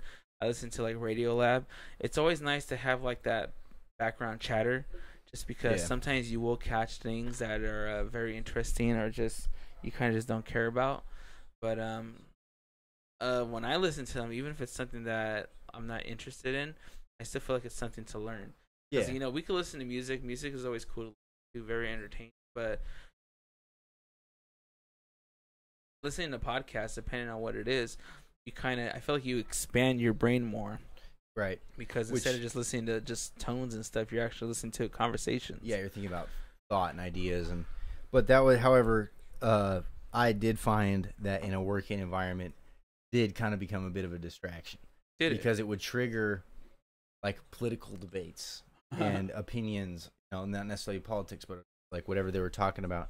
We'd have like a couple of our workers like just stop working and start like debating each other on whatever the issue was, you know. And it was kind of like, still stay cold. Hey, fools, get back to work. You know, like I know like this is a very riveting discussion that we got going on here and everything, but like we need to work. And so I did find that it did kind of like separate us from our work bit. I never experienced that. I think it's I because was working with some particularly opinionated and, you know, pretty educated people, you know, that had a lot to say about stuff and were real good at debating each other. So, like, they would just always be going at it, and I just kind of stand there, like, thinking, like, I also have 1,000 things to say, but I would just so much rather us, like, I got a job to do, finish man. the job. Yeah. I can't be talking about what I feel. I got a job to do. Yeah, and I would just have more fun playing them. Like, you know, I'd say stuff that would piss them both off and play devil's advocate a little bit, you know. But so now, I kind of want to backtrack now as far as I want to go back to music because, I mean, sports and stuff. We'll get back to it. I know we could talk about it because for anyone to know, he is from Seattle. He's a Seahawks fan. I may be from Cali, but I'm a Green Bay Packers fan, and we've had plenty great football games on TV. So it's always good to talk about. A lot of good rivalries there with the Hawks and the Pack. Oh yeah, good team. But now I'm kind of curious, as far as back to music, what got you into playing guitar? Was that like your first instrument? You know, like how'd you come about when it came to music? Yeah, guitar was the first thing I did. It was a couple different things. One, my uncle is like a super shredder, awesome guitar player. And so kind of being exposed to what he was doing at a young, big factor in that.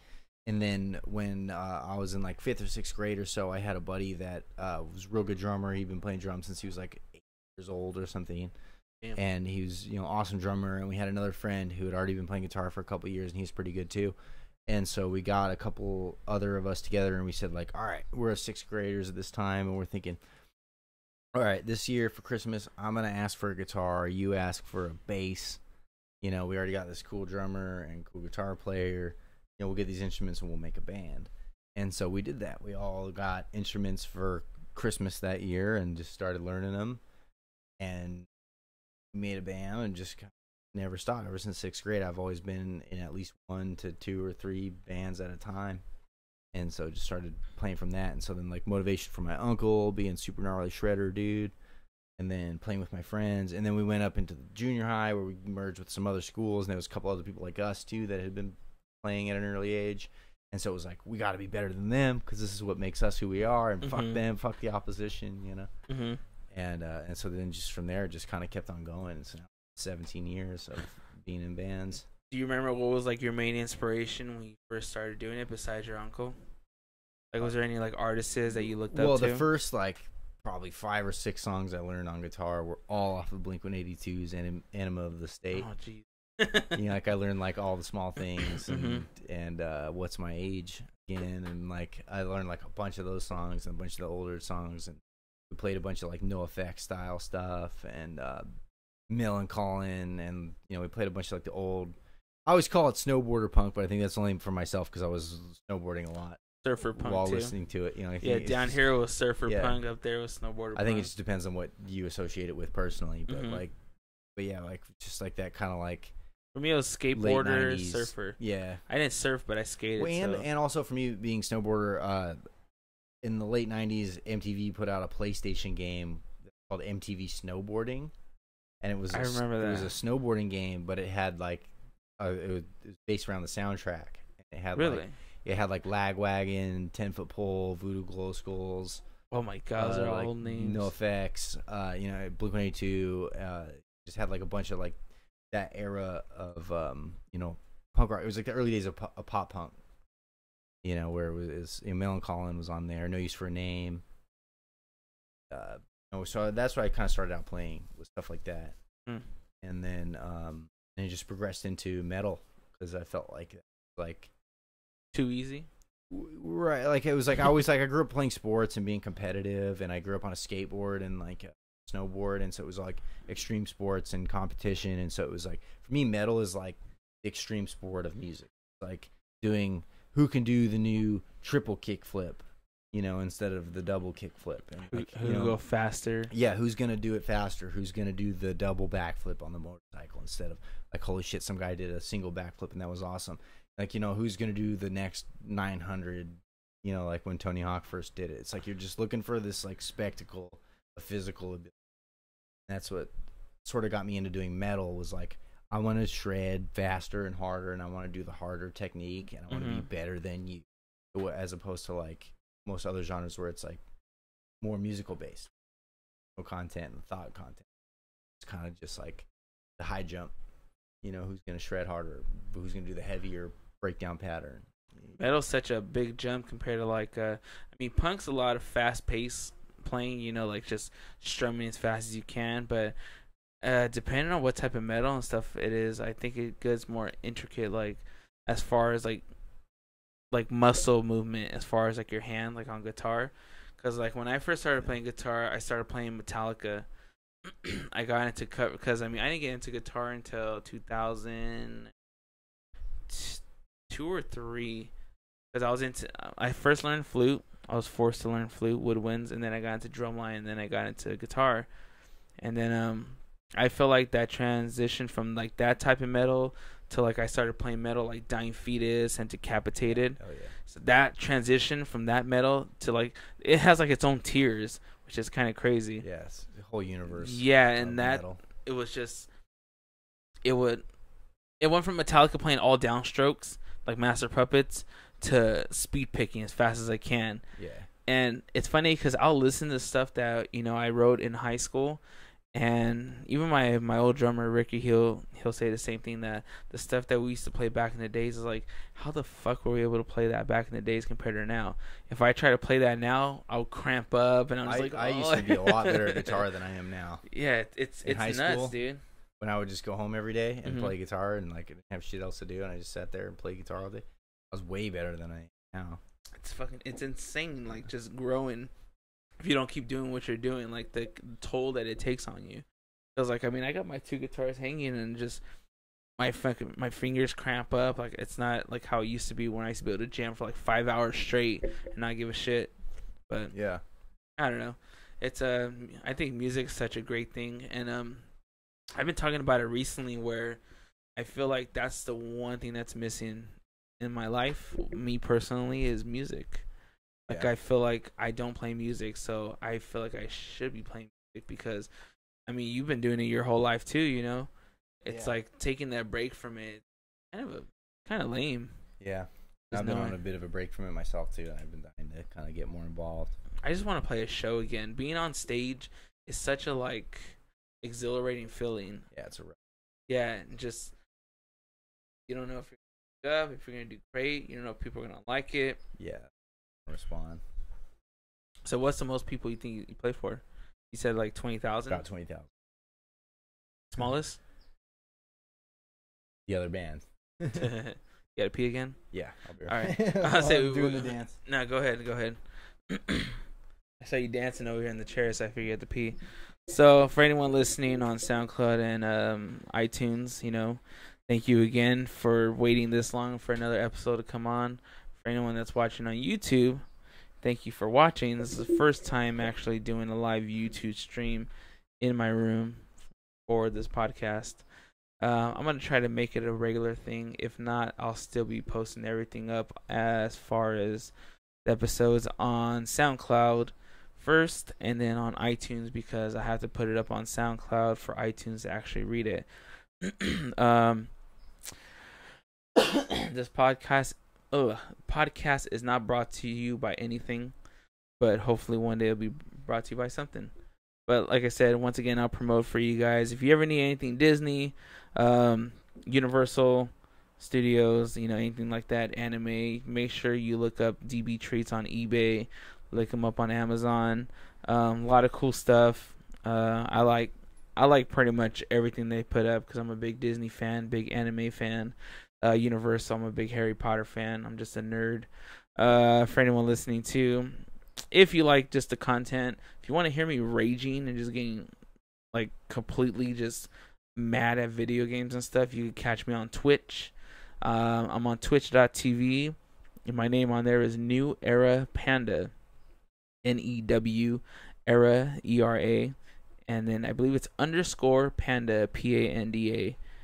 So Era just because of my name, Eric Ramirez. So it's New Era _ Panda. You can find me on Twitch and all that good stuff. So yeah, if you like video games and you like seeing someone get mad and yell at his mic and or screen, you can catch me on Twitch. And I'll be doing that because I play that pretty much every night.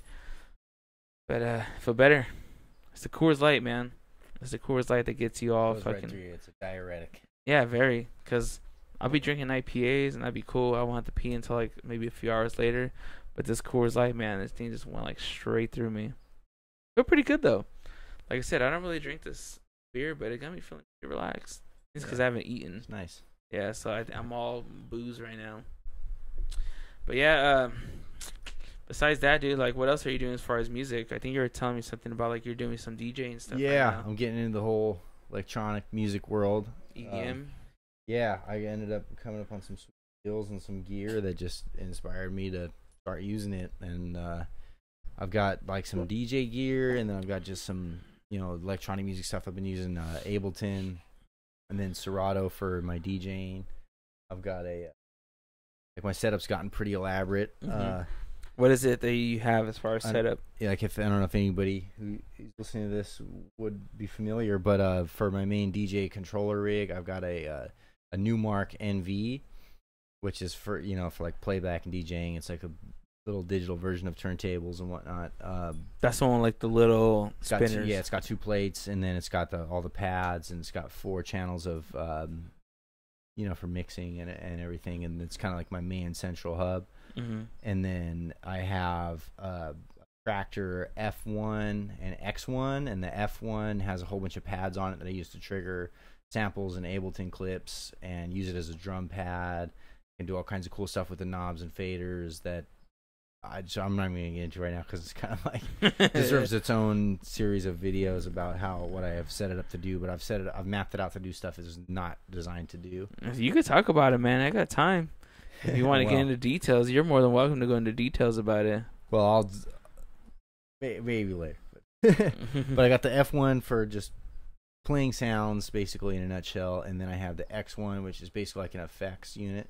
Where within my Ableton sessions, I have like 8 different effects channels set up, auxiliary channels to send whatever instruments to effect, and then within the X1, I can turn on which effects are on and how much of the effect is going on and off, and it's all just like custom mapped out to affect all my tracks on hand without touching the computer.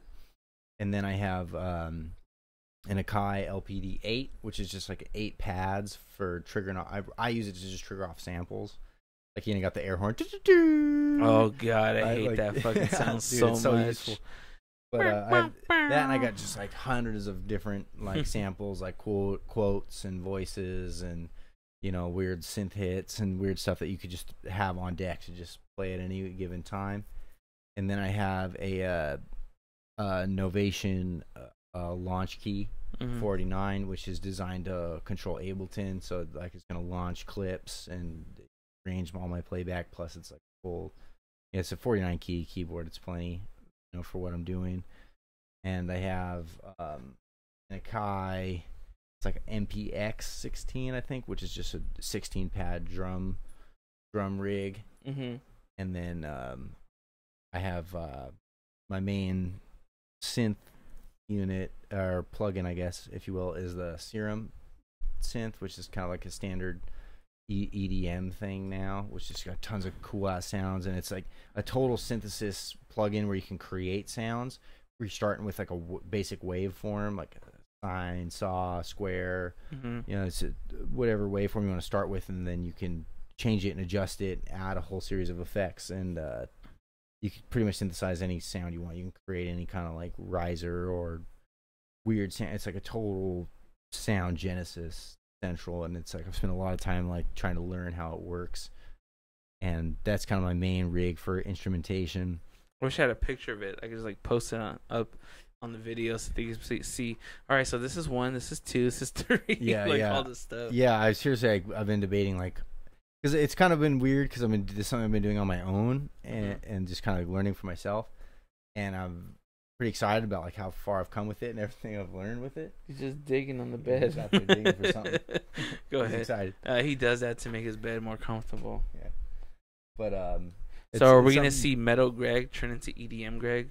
You're gonna see some stuff. Am I gonna go to a fucking show and you're gonna press spacebar on a computer and just fucking fist pump? You already have it all preset. No space bar, but about 64 other buttons. Have you seen those videos though where people like they make it look like they're turning knobs, but their hands are floating over it? Yeah, well, here's the thing: is with EDM and DJing and all this stuff, it's all in the prep work. Like it's everything that they've spent hours and hours and hours and days building and creating and organizing and going through endless libraries of music to find stuff that works well together and figuring out organizations of how it will best work together, figuring out tempo maps, figuring out effect transitions so you can switch between different tempos. Just it's advanced series of what you do to prepare for it and everything you do to put into it, all the effects and sounds and synths and song playlists. You're a curator of music, and there's just endless music to choose from, and it's your taste, it's your ability to transition between them, it's your ability to add on to it, and then programming your whole lights and fog show. That all has to be done in advance. You gonna be doing all that too? Well, I mean, yeah, you kind of have to, but like there's so much that goes into it beforehand so that it can kind of appear like they're just pressing play, but there is so much that's even still going on with the live performance going smooth that you don't quite see or realize, but really it's all in the amount of prep work and everything. Like anybody who like says that to me, be like, oh, they're just pressing play, I want to take them and put them in front of my rig and be like, well, press play, bud, let's see what comes out. Because for me it was more of like, okay, like say if we were to make a song, record it, press spacebar, and we're up there and just riffing it out and not even connected. That's how I see it as a musician. But it's a different thing. It's like if you look at an orchestra, you got all the people that are out there. I feel like it's preset though. Like everything's already set. Just everything's gonna go the way you programmed it, and you just stand there. That's not necessarily true. Some maybe at all, but it could be true for some. But even still, what it takes to get it to that point is beyond most people. Like, I mean, if it was so easy to create that level of production to the point where you've got it so well set up where all you have to do is press play, then just okay, every single person, why don't you go out and go make a bunch of money doing DJing, because you could do it. But the fact is most people do not understand the first thing about audio engineering and sound and putting it together and taste in music. Like, those guys have listened to thousands and thousands of tracks of music and analyze the BPMs, the keys, the vocal lines, the passages, the parts that it goes down to just drums that will be a good transition point to switch to something that is starting out with just instruments, so you can play both at the same time at this exact point, and then it will smoothly transition between each other. Like, there's so much that they do to make it look easy and seamless. It just goes right over everybody's head, and that's the whole idea, just like anything else. But what I was seeing is how it's like, if you imagine you're going from a perspective of an instrumentalist versus just somebody who's presenting music, it's like if you look at an orchestra where you have this just sea of people playing different instruments, you got people playing violins and cellos and violas and timpanis. You got a whole percussion section. You got maybe even it's a whole elaborate thing with horns, and you got all these individual people making up individual sections, which makes up the whole orchestra. And then you have the guy at the front dictating and all. He's a conductor. Mm-hmm. DJ is basically a conductor, dealing with all these elements of music that's playing back, live synths and sounds that he's adding into it. He's got effects unit. He's got lights, smoke, fog, commentary. He's got all these elements that he's just kind of controlling. He's not necessarily grabbing a guitar and playing it, but he probably, if he's playing any of his original music, is something that he got on a keyboard and wrote and played and hammered out and wrote and did in the studio. He's one man, so he can't play all the keyboard parts at once and play the drums and play the bass and do all this stuff. So you set it up where you have each individual part recorded, and you can launch them separately and mix them together and mix them separately. And you're just pretty much like at the helm, mixing all these elements of music together, mixing this song with that song and making it work and putting together an hour, sometimes 3 hours of an interesting, fun presentation that sounds good, feels good to the people who are listening to it and enjoying it, and controlling a crowd, manipulating the energy of an entire room full of people.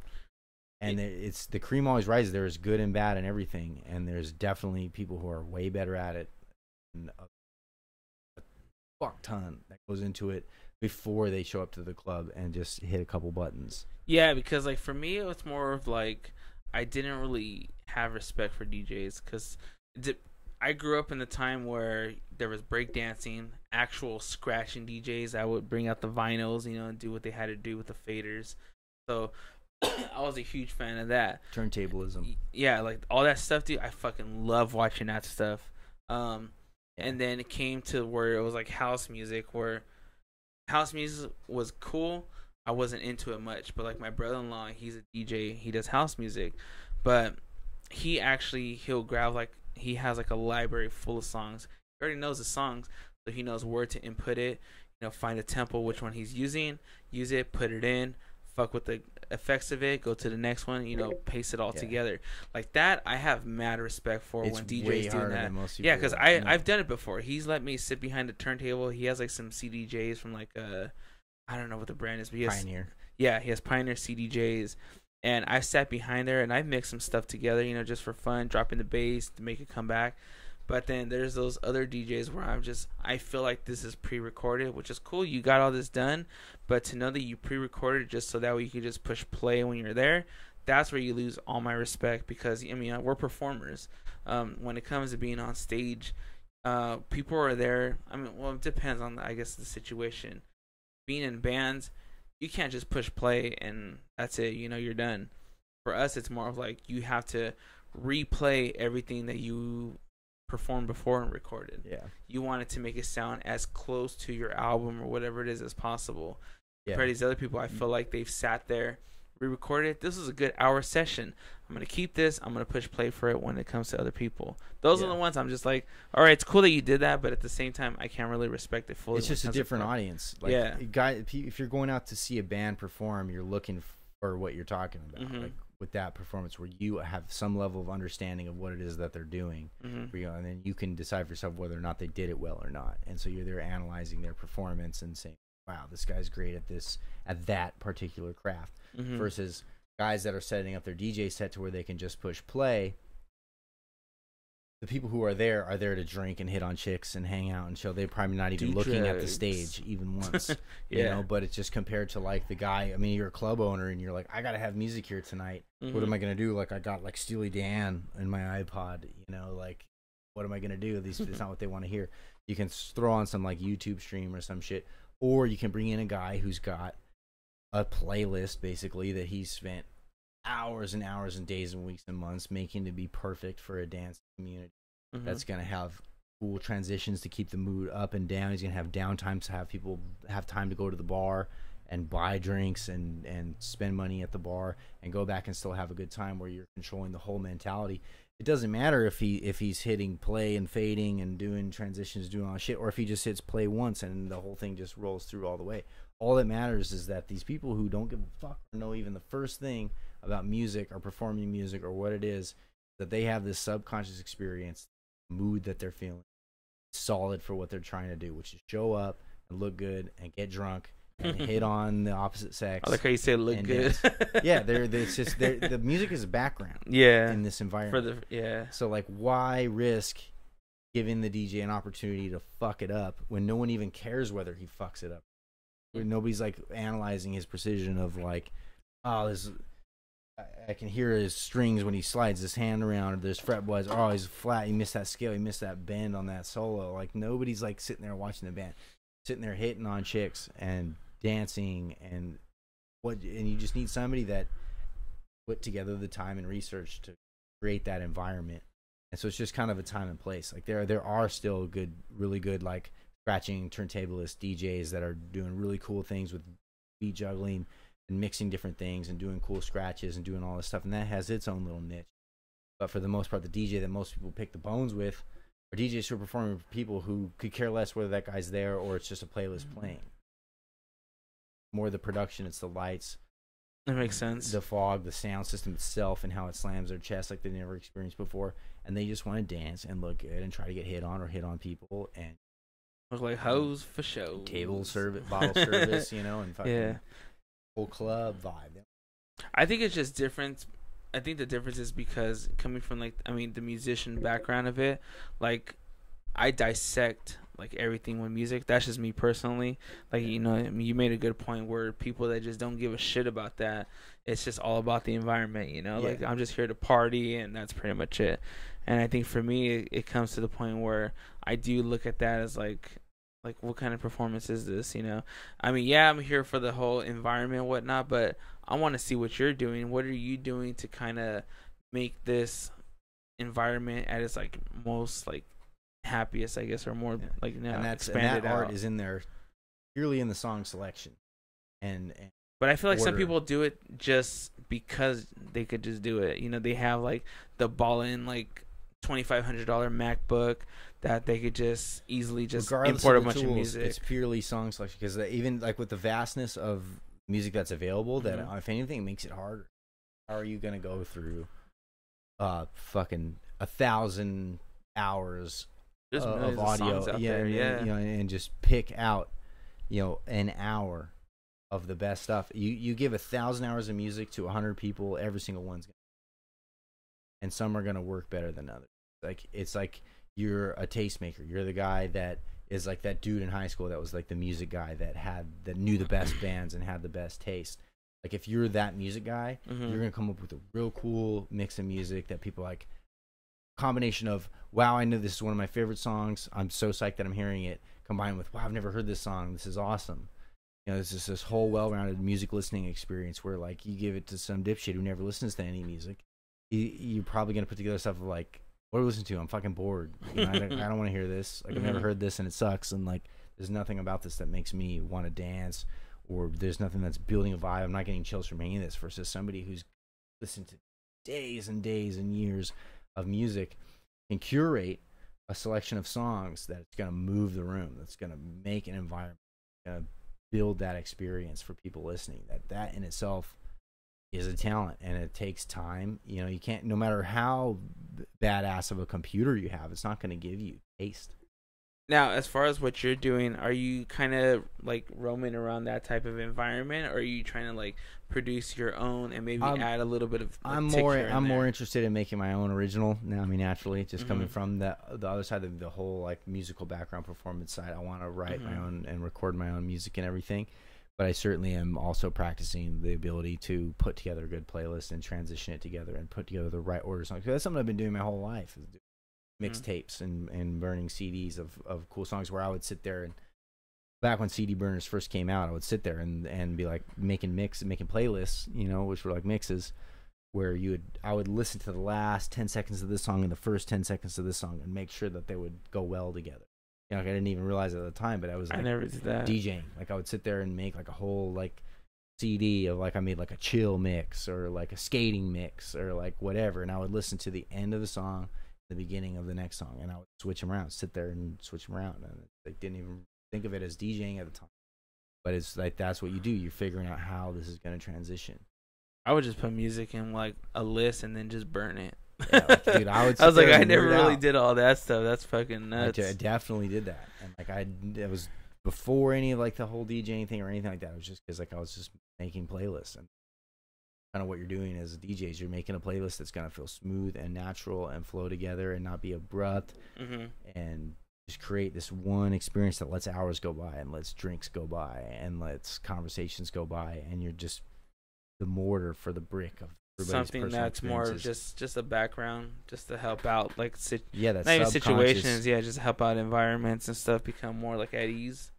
Yeah, there's definitely a difference between somebody that knows music and doesn't when it comes to selecting the music that we're gonna listen to tonight.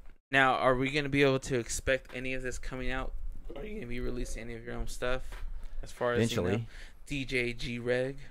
Eventually, I'm gonna do something. Have you thought of a name for it? Kinda. Yeah. What is it? Oh no, you want to wait? Well, I guess because I don't want to add the term DJ before it, but I was just gonna go by Digit Eyes. Digit Eyes, like it's spelled Digit Eyes, like your eyeballs, and so it's like it sounds like digitized, but it's like. Are you gonna create your own album? Yeah, probably. Yeah. If you do, you're gonna release it, man. I'm gonna bring you back on the podcast and we'll talk more about it. Like, yeah, man, so what inspired you to do this and so. But that means I gotta hear it. Yeah, I'll be down to do a whole thing. I'll put together like these are the songs that I was listening to and building off of, and so I could do a whole set of playlists of like, because I could go into in depth of already some things that I'm like trying to emulate and kind of like. Can if you want, man. I just gotta take one more piss. Yeah. All right, guys. I'm sorry. I know I was gonna say the last one. I'm gonna take one more piss, and then we'll talk about that because I'm curious on what you're kind of going with as far as that. Be right back. Three.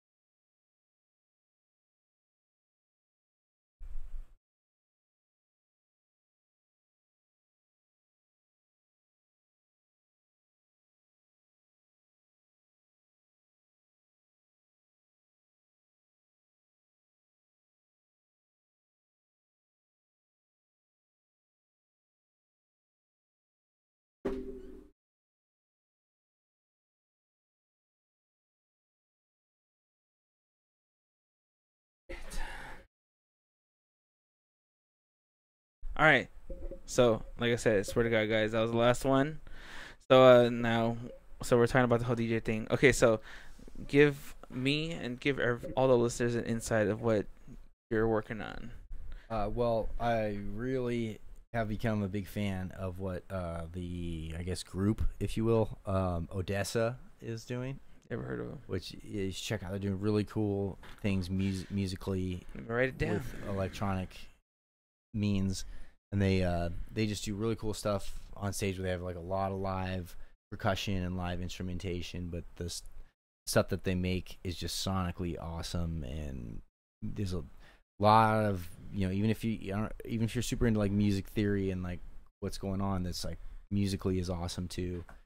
And they do a lot of cool things with vocal production where they'll take like a voice, like a recorded singer or whatever, and they'll take it and chop it into pieces, reverse certain sections, pitch shift different things, play it in reverse, and then assign those different sections to like a pad, and then you can perform and make something that sounds like an instrument, but it was originally came from a human voice, and they're able to make like a lot of really cool kind of catchy parts that basically is an instrument built out of a human voice. And I'd say that's a pretty solid model for like what I want to go with for the original content of the that I'm making. But I do want to do a whole big, quite the range of different things that I want to make. I want to make some stuff that's like pretty heavy, like industrial style, kind of like 9 Inch Nails times Skrillex, you know, type of weird mix. Like one project that I really want to make is where I want to start it off with like a real soothing voice. Like, have you ever seen the pill commercials, medication commercials, pharmaceutical commercials, where they're telling you about they tell about the side effects. This pill is going to save your life and so on, but then they start getting into the side effects, and they have this real cheery voice about how this may cause diarrhea, extreme headaches, you know, heart disease. This antidepressant may increase your thoughts of suicide. Yeah, you know, like, that's and the main one. They just start like going off where they have to buy extra commercial time just to read all these sound effects, but they have this real cheery, upbeat voice reading you all these horrible side effects that come with them for like a minute and a half. And so I wanted to make something that starts off with this voice talking about how this is like this miracle drug that's going to save you, but then they're going to start reading the side effects, and then slowly it's going to kick in with like those are the side effects killing you. And so just some like 9 Inch Nails, like industrial ass, nice, scary shit going on, and for like a few minutes straight, it's just going to be just a voice reading off these side effects, and it's just going to get more grim and gruesome. And it's just be kind of like scary going on the whole time, and like get darker and darker, heavier. And like, I want to make something like that, like have a whole bunch of just like pretty, like serious and heavy, like abrupt, abrasive sounding, you know, electronic, like synth sounds that I design myself. I want to design everything myself, sound wise. And but then also I do want to have some more like kind of like mainstream catchy stuff. Like when I get on the keyboard and I start playing lines, like I can come up with cool little catchy lines, and I want to make synths for that too. Just like a lot of like the DJ Snake stuff that he's made is super catchy. Even like chain smokers and shit like that, you know, like the way that they have good songwriting. There's a reason that they're as successful as they are. There's they got big real quick. Yeah, like, and they have a lot of good stuff that they do. And then you know, there's like the Mike Posner song, Took a Pill in Ibiza. That song's with the Seed remix is put together real well, and there's a lot of cool like kind of catchy stuff in there. So like I just wanted to run the whole gamut of like kind of just catchy synth, well written, high production. There's certain things you look for when you actually do like your mixes and stuff, like any type of samples, any type of like artists, or like. Not yet, really. I'm just whatever diving sounds into this good. whole fucking world. I have this whole spectrum. I've got hip hop beats that I'm working on, and then more electro stuff, and then more kind of just like scary, kind of like dark, you know, EDM-ish, you know, robots taking over the world and killing everyone type of fucking weird, scary shit. It's just the whole gamut. I'm just gonna kind of see what I end up doing best, I guess.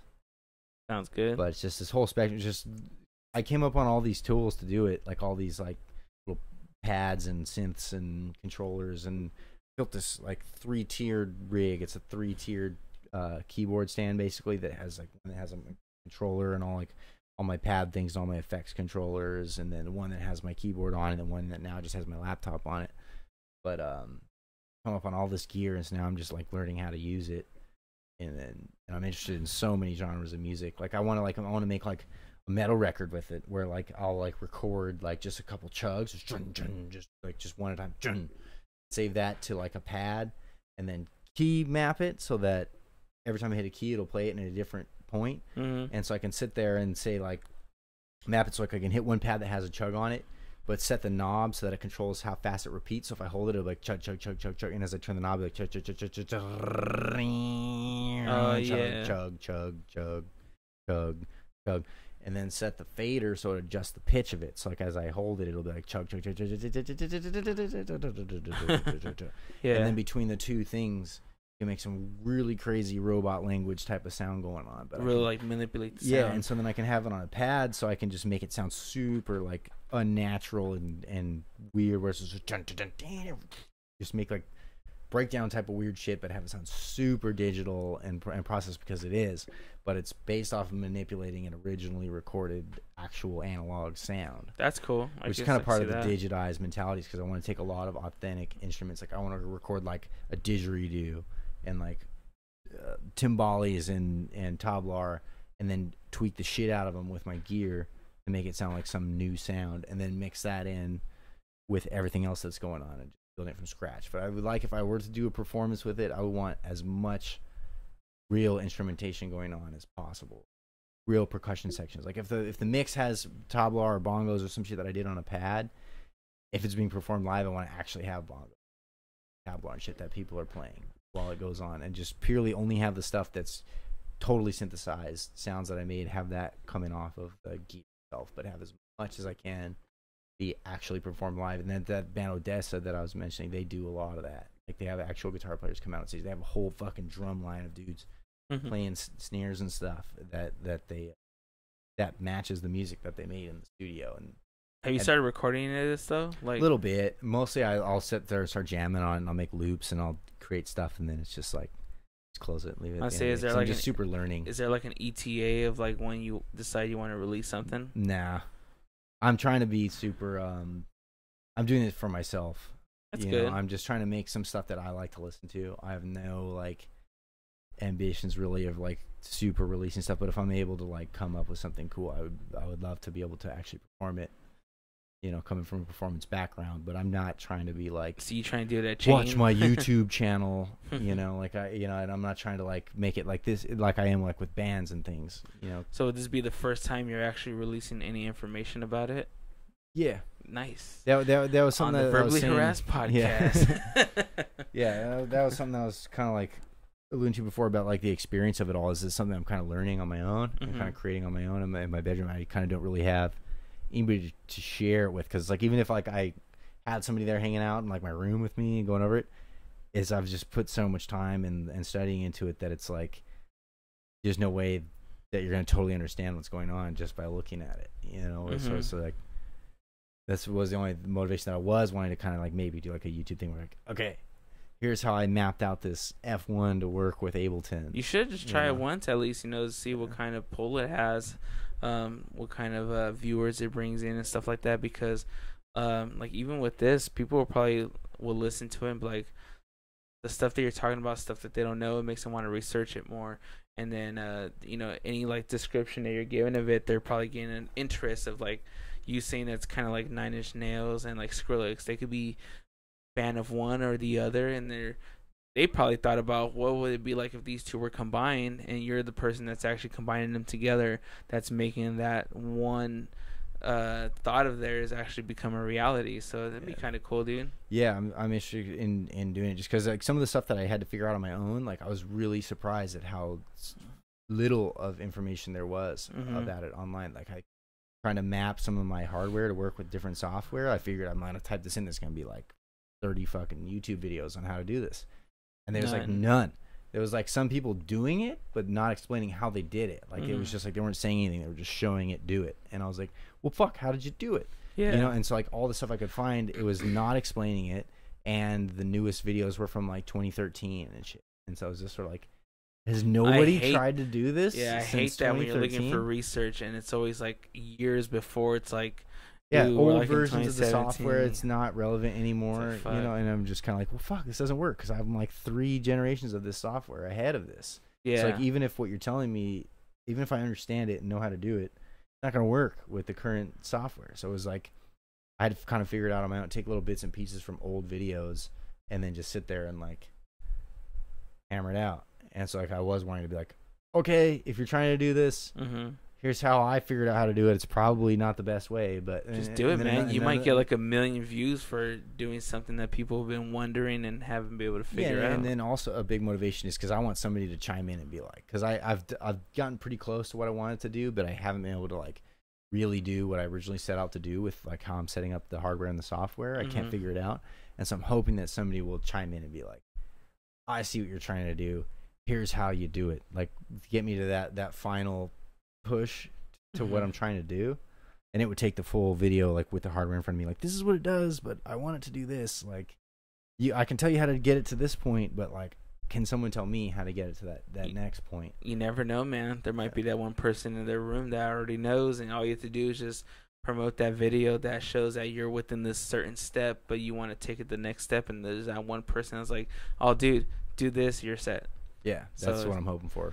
Like when I was streaming that Legend of Zelda Breath of the Wild. I got to the last boss, Ganon, and I was totally confused on what to do. Like I was whooping his ass, but it got to the point where I couldn't do any damage, and like sporadically one viewer came in, never seen him before in my stream. He was just like, talking. He goes, and I was like, man, I'm so stuck. If anyone knows anything, let me know. And the guy's like, yeah, you got to do this. The moment I did that, I'm like, well, there we go. That's the secret. That one person, that one that just magically came in when I was in this certain spot in the game, knew exactly what I needed to do. It was a spot that I was stuck on. That I was like, okay, I want to get this done, but this is the only thing that I don't know what to do. So that's pretty cool. But I mean, at least you got like your setup and everything you got going for you, Yeah. Because I just got some new monitors, which changed my life. Jesus. Not screens, but like speakers. Yeah. And like, cause I was dealing with these little crappy rigs I get real cheap in my work, but they're like come in a pair, and they're fine if you just want some basic computer speakers or something. But like for using it for like production and everything. Which ones are they? The ones I had were the Sterling. It was like the MX3s or whatever. It's just these like little 3-inch like speakers that come in a pair, and like they're fine. I have a set of them on my TV that slightly better than my TV speakers, but not really. And so like while I'm using them to like create music, it was just like bumming me out. And so like finally I ended up getting some JBL LSR 305s, which they're pretty cool. I usually advocate the Yamaha monitors because they're so flat and accurate for what you're actually mixing versus say like a KRK monitor, which adds a ton of bass because it just gives you that sort of like instant gratification, kind of like fake gratification that your shit's pumping. But the problem is that you'll do your mix on those and you'll think there's a ton of bass, so you won't like mix in bass, or you may even cut bass because of how bassy those speakers sound. And then when you go and put it in regular speakers, all your bass is gone. It's just not an accurate representation of what you're mixing. The car test. Yeah, or whatever, headphones, iPhone, like whatever. Like you listen to it in a bunch of different speakers, you're gonna hear that it doesn't sound like how it sounded out of your KRKs or many other monitors. Versus like the Yamahas are super flat and accurate. Like they're not adding any extra bass or any extra highs or anything. So like you're really hearing what's in your mix and not what's in your speakers. And so I usually pretty much am an advocate for those speakers if you're mixing.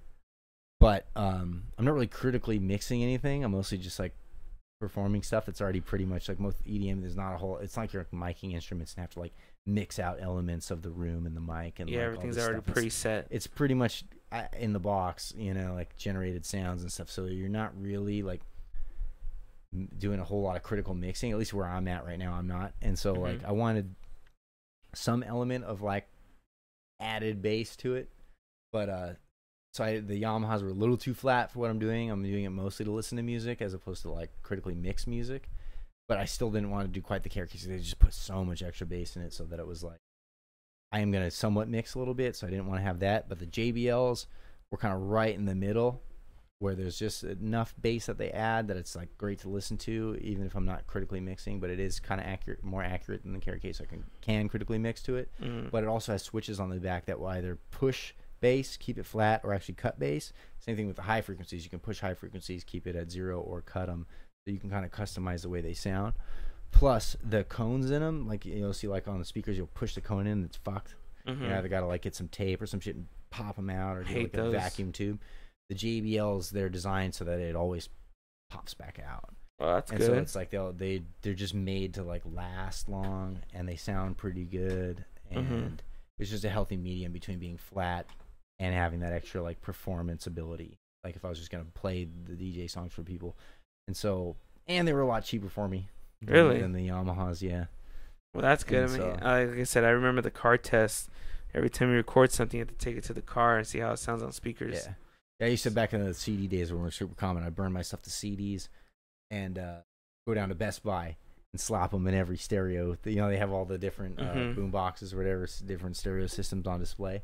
I would just slap them in every CD player and see how they sound on different sets of speakers. I never did that. I used to go to Best Buy because they used to have like a gaming system up, like a computer. Used to have like Doom and all this other stuff. Like tomorrow, all right, go shop. I'm gonna go play this game. And I used to like sit down on the computer and play. Good old Best Buy. Hell yeah. Well, that's good, man. I'm glad to see that you're still doing something musically because, you know, like I'm saying, like a bunch of us, we haven't really been doing anything musically, and I feel like that's one of our passions that we love to do, and we have to like kind of keep that incorporated in our life. Yeah. But regardless of what it is, as far as like music wise, if it's whether it's like DJing or guitar playing or just like singing or just even writing lyrics, you know, something like that in our lives is such a big, like drastic thing to have. It's nice to know that we still have like that little increment of it in there, you know. Yeah, some type of outlet.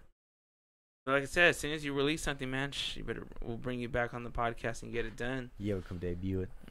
I'm down, dude. We'll put one song, we'll listen to it, and then we'll analyze it, and then you could tell us all about like how you did it, what you think about it, and stuff like that. Yeah, we can break down little things. Oh yeah, so we'll start calling it right now. Damn, almost 2.5 hours.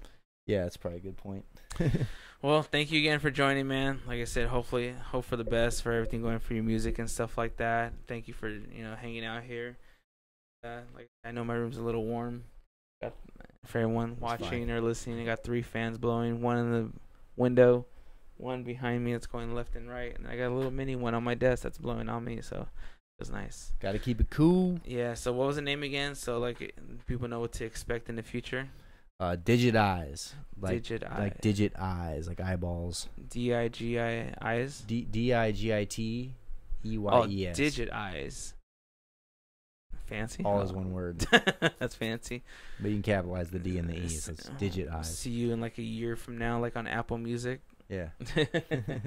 Well, thank you again, man. Appreciate it. Anyone watching on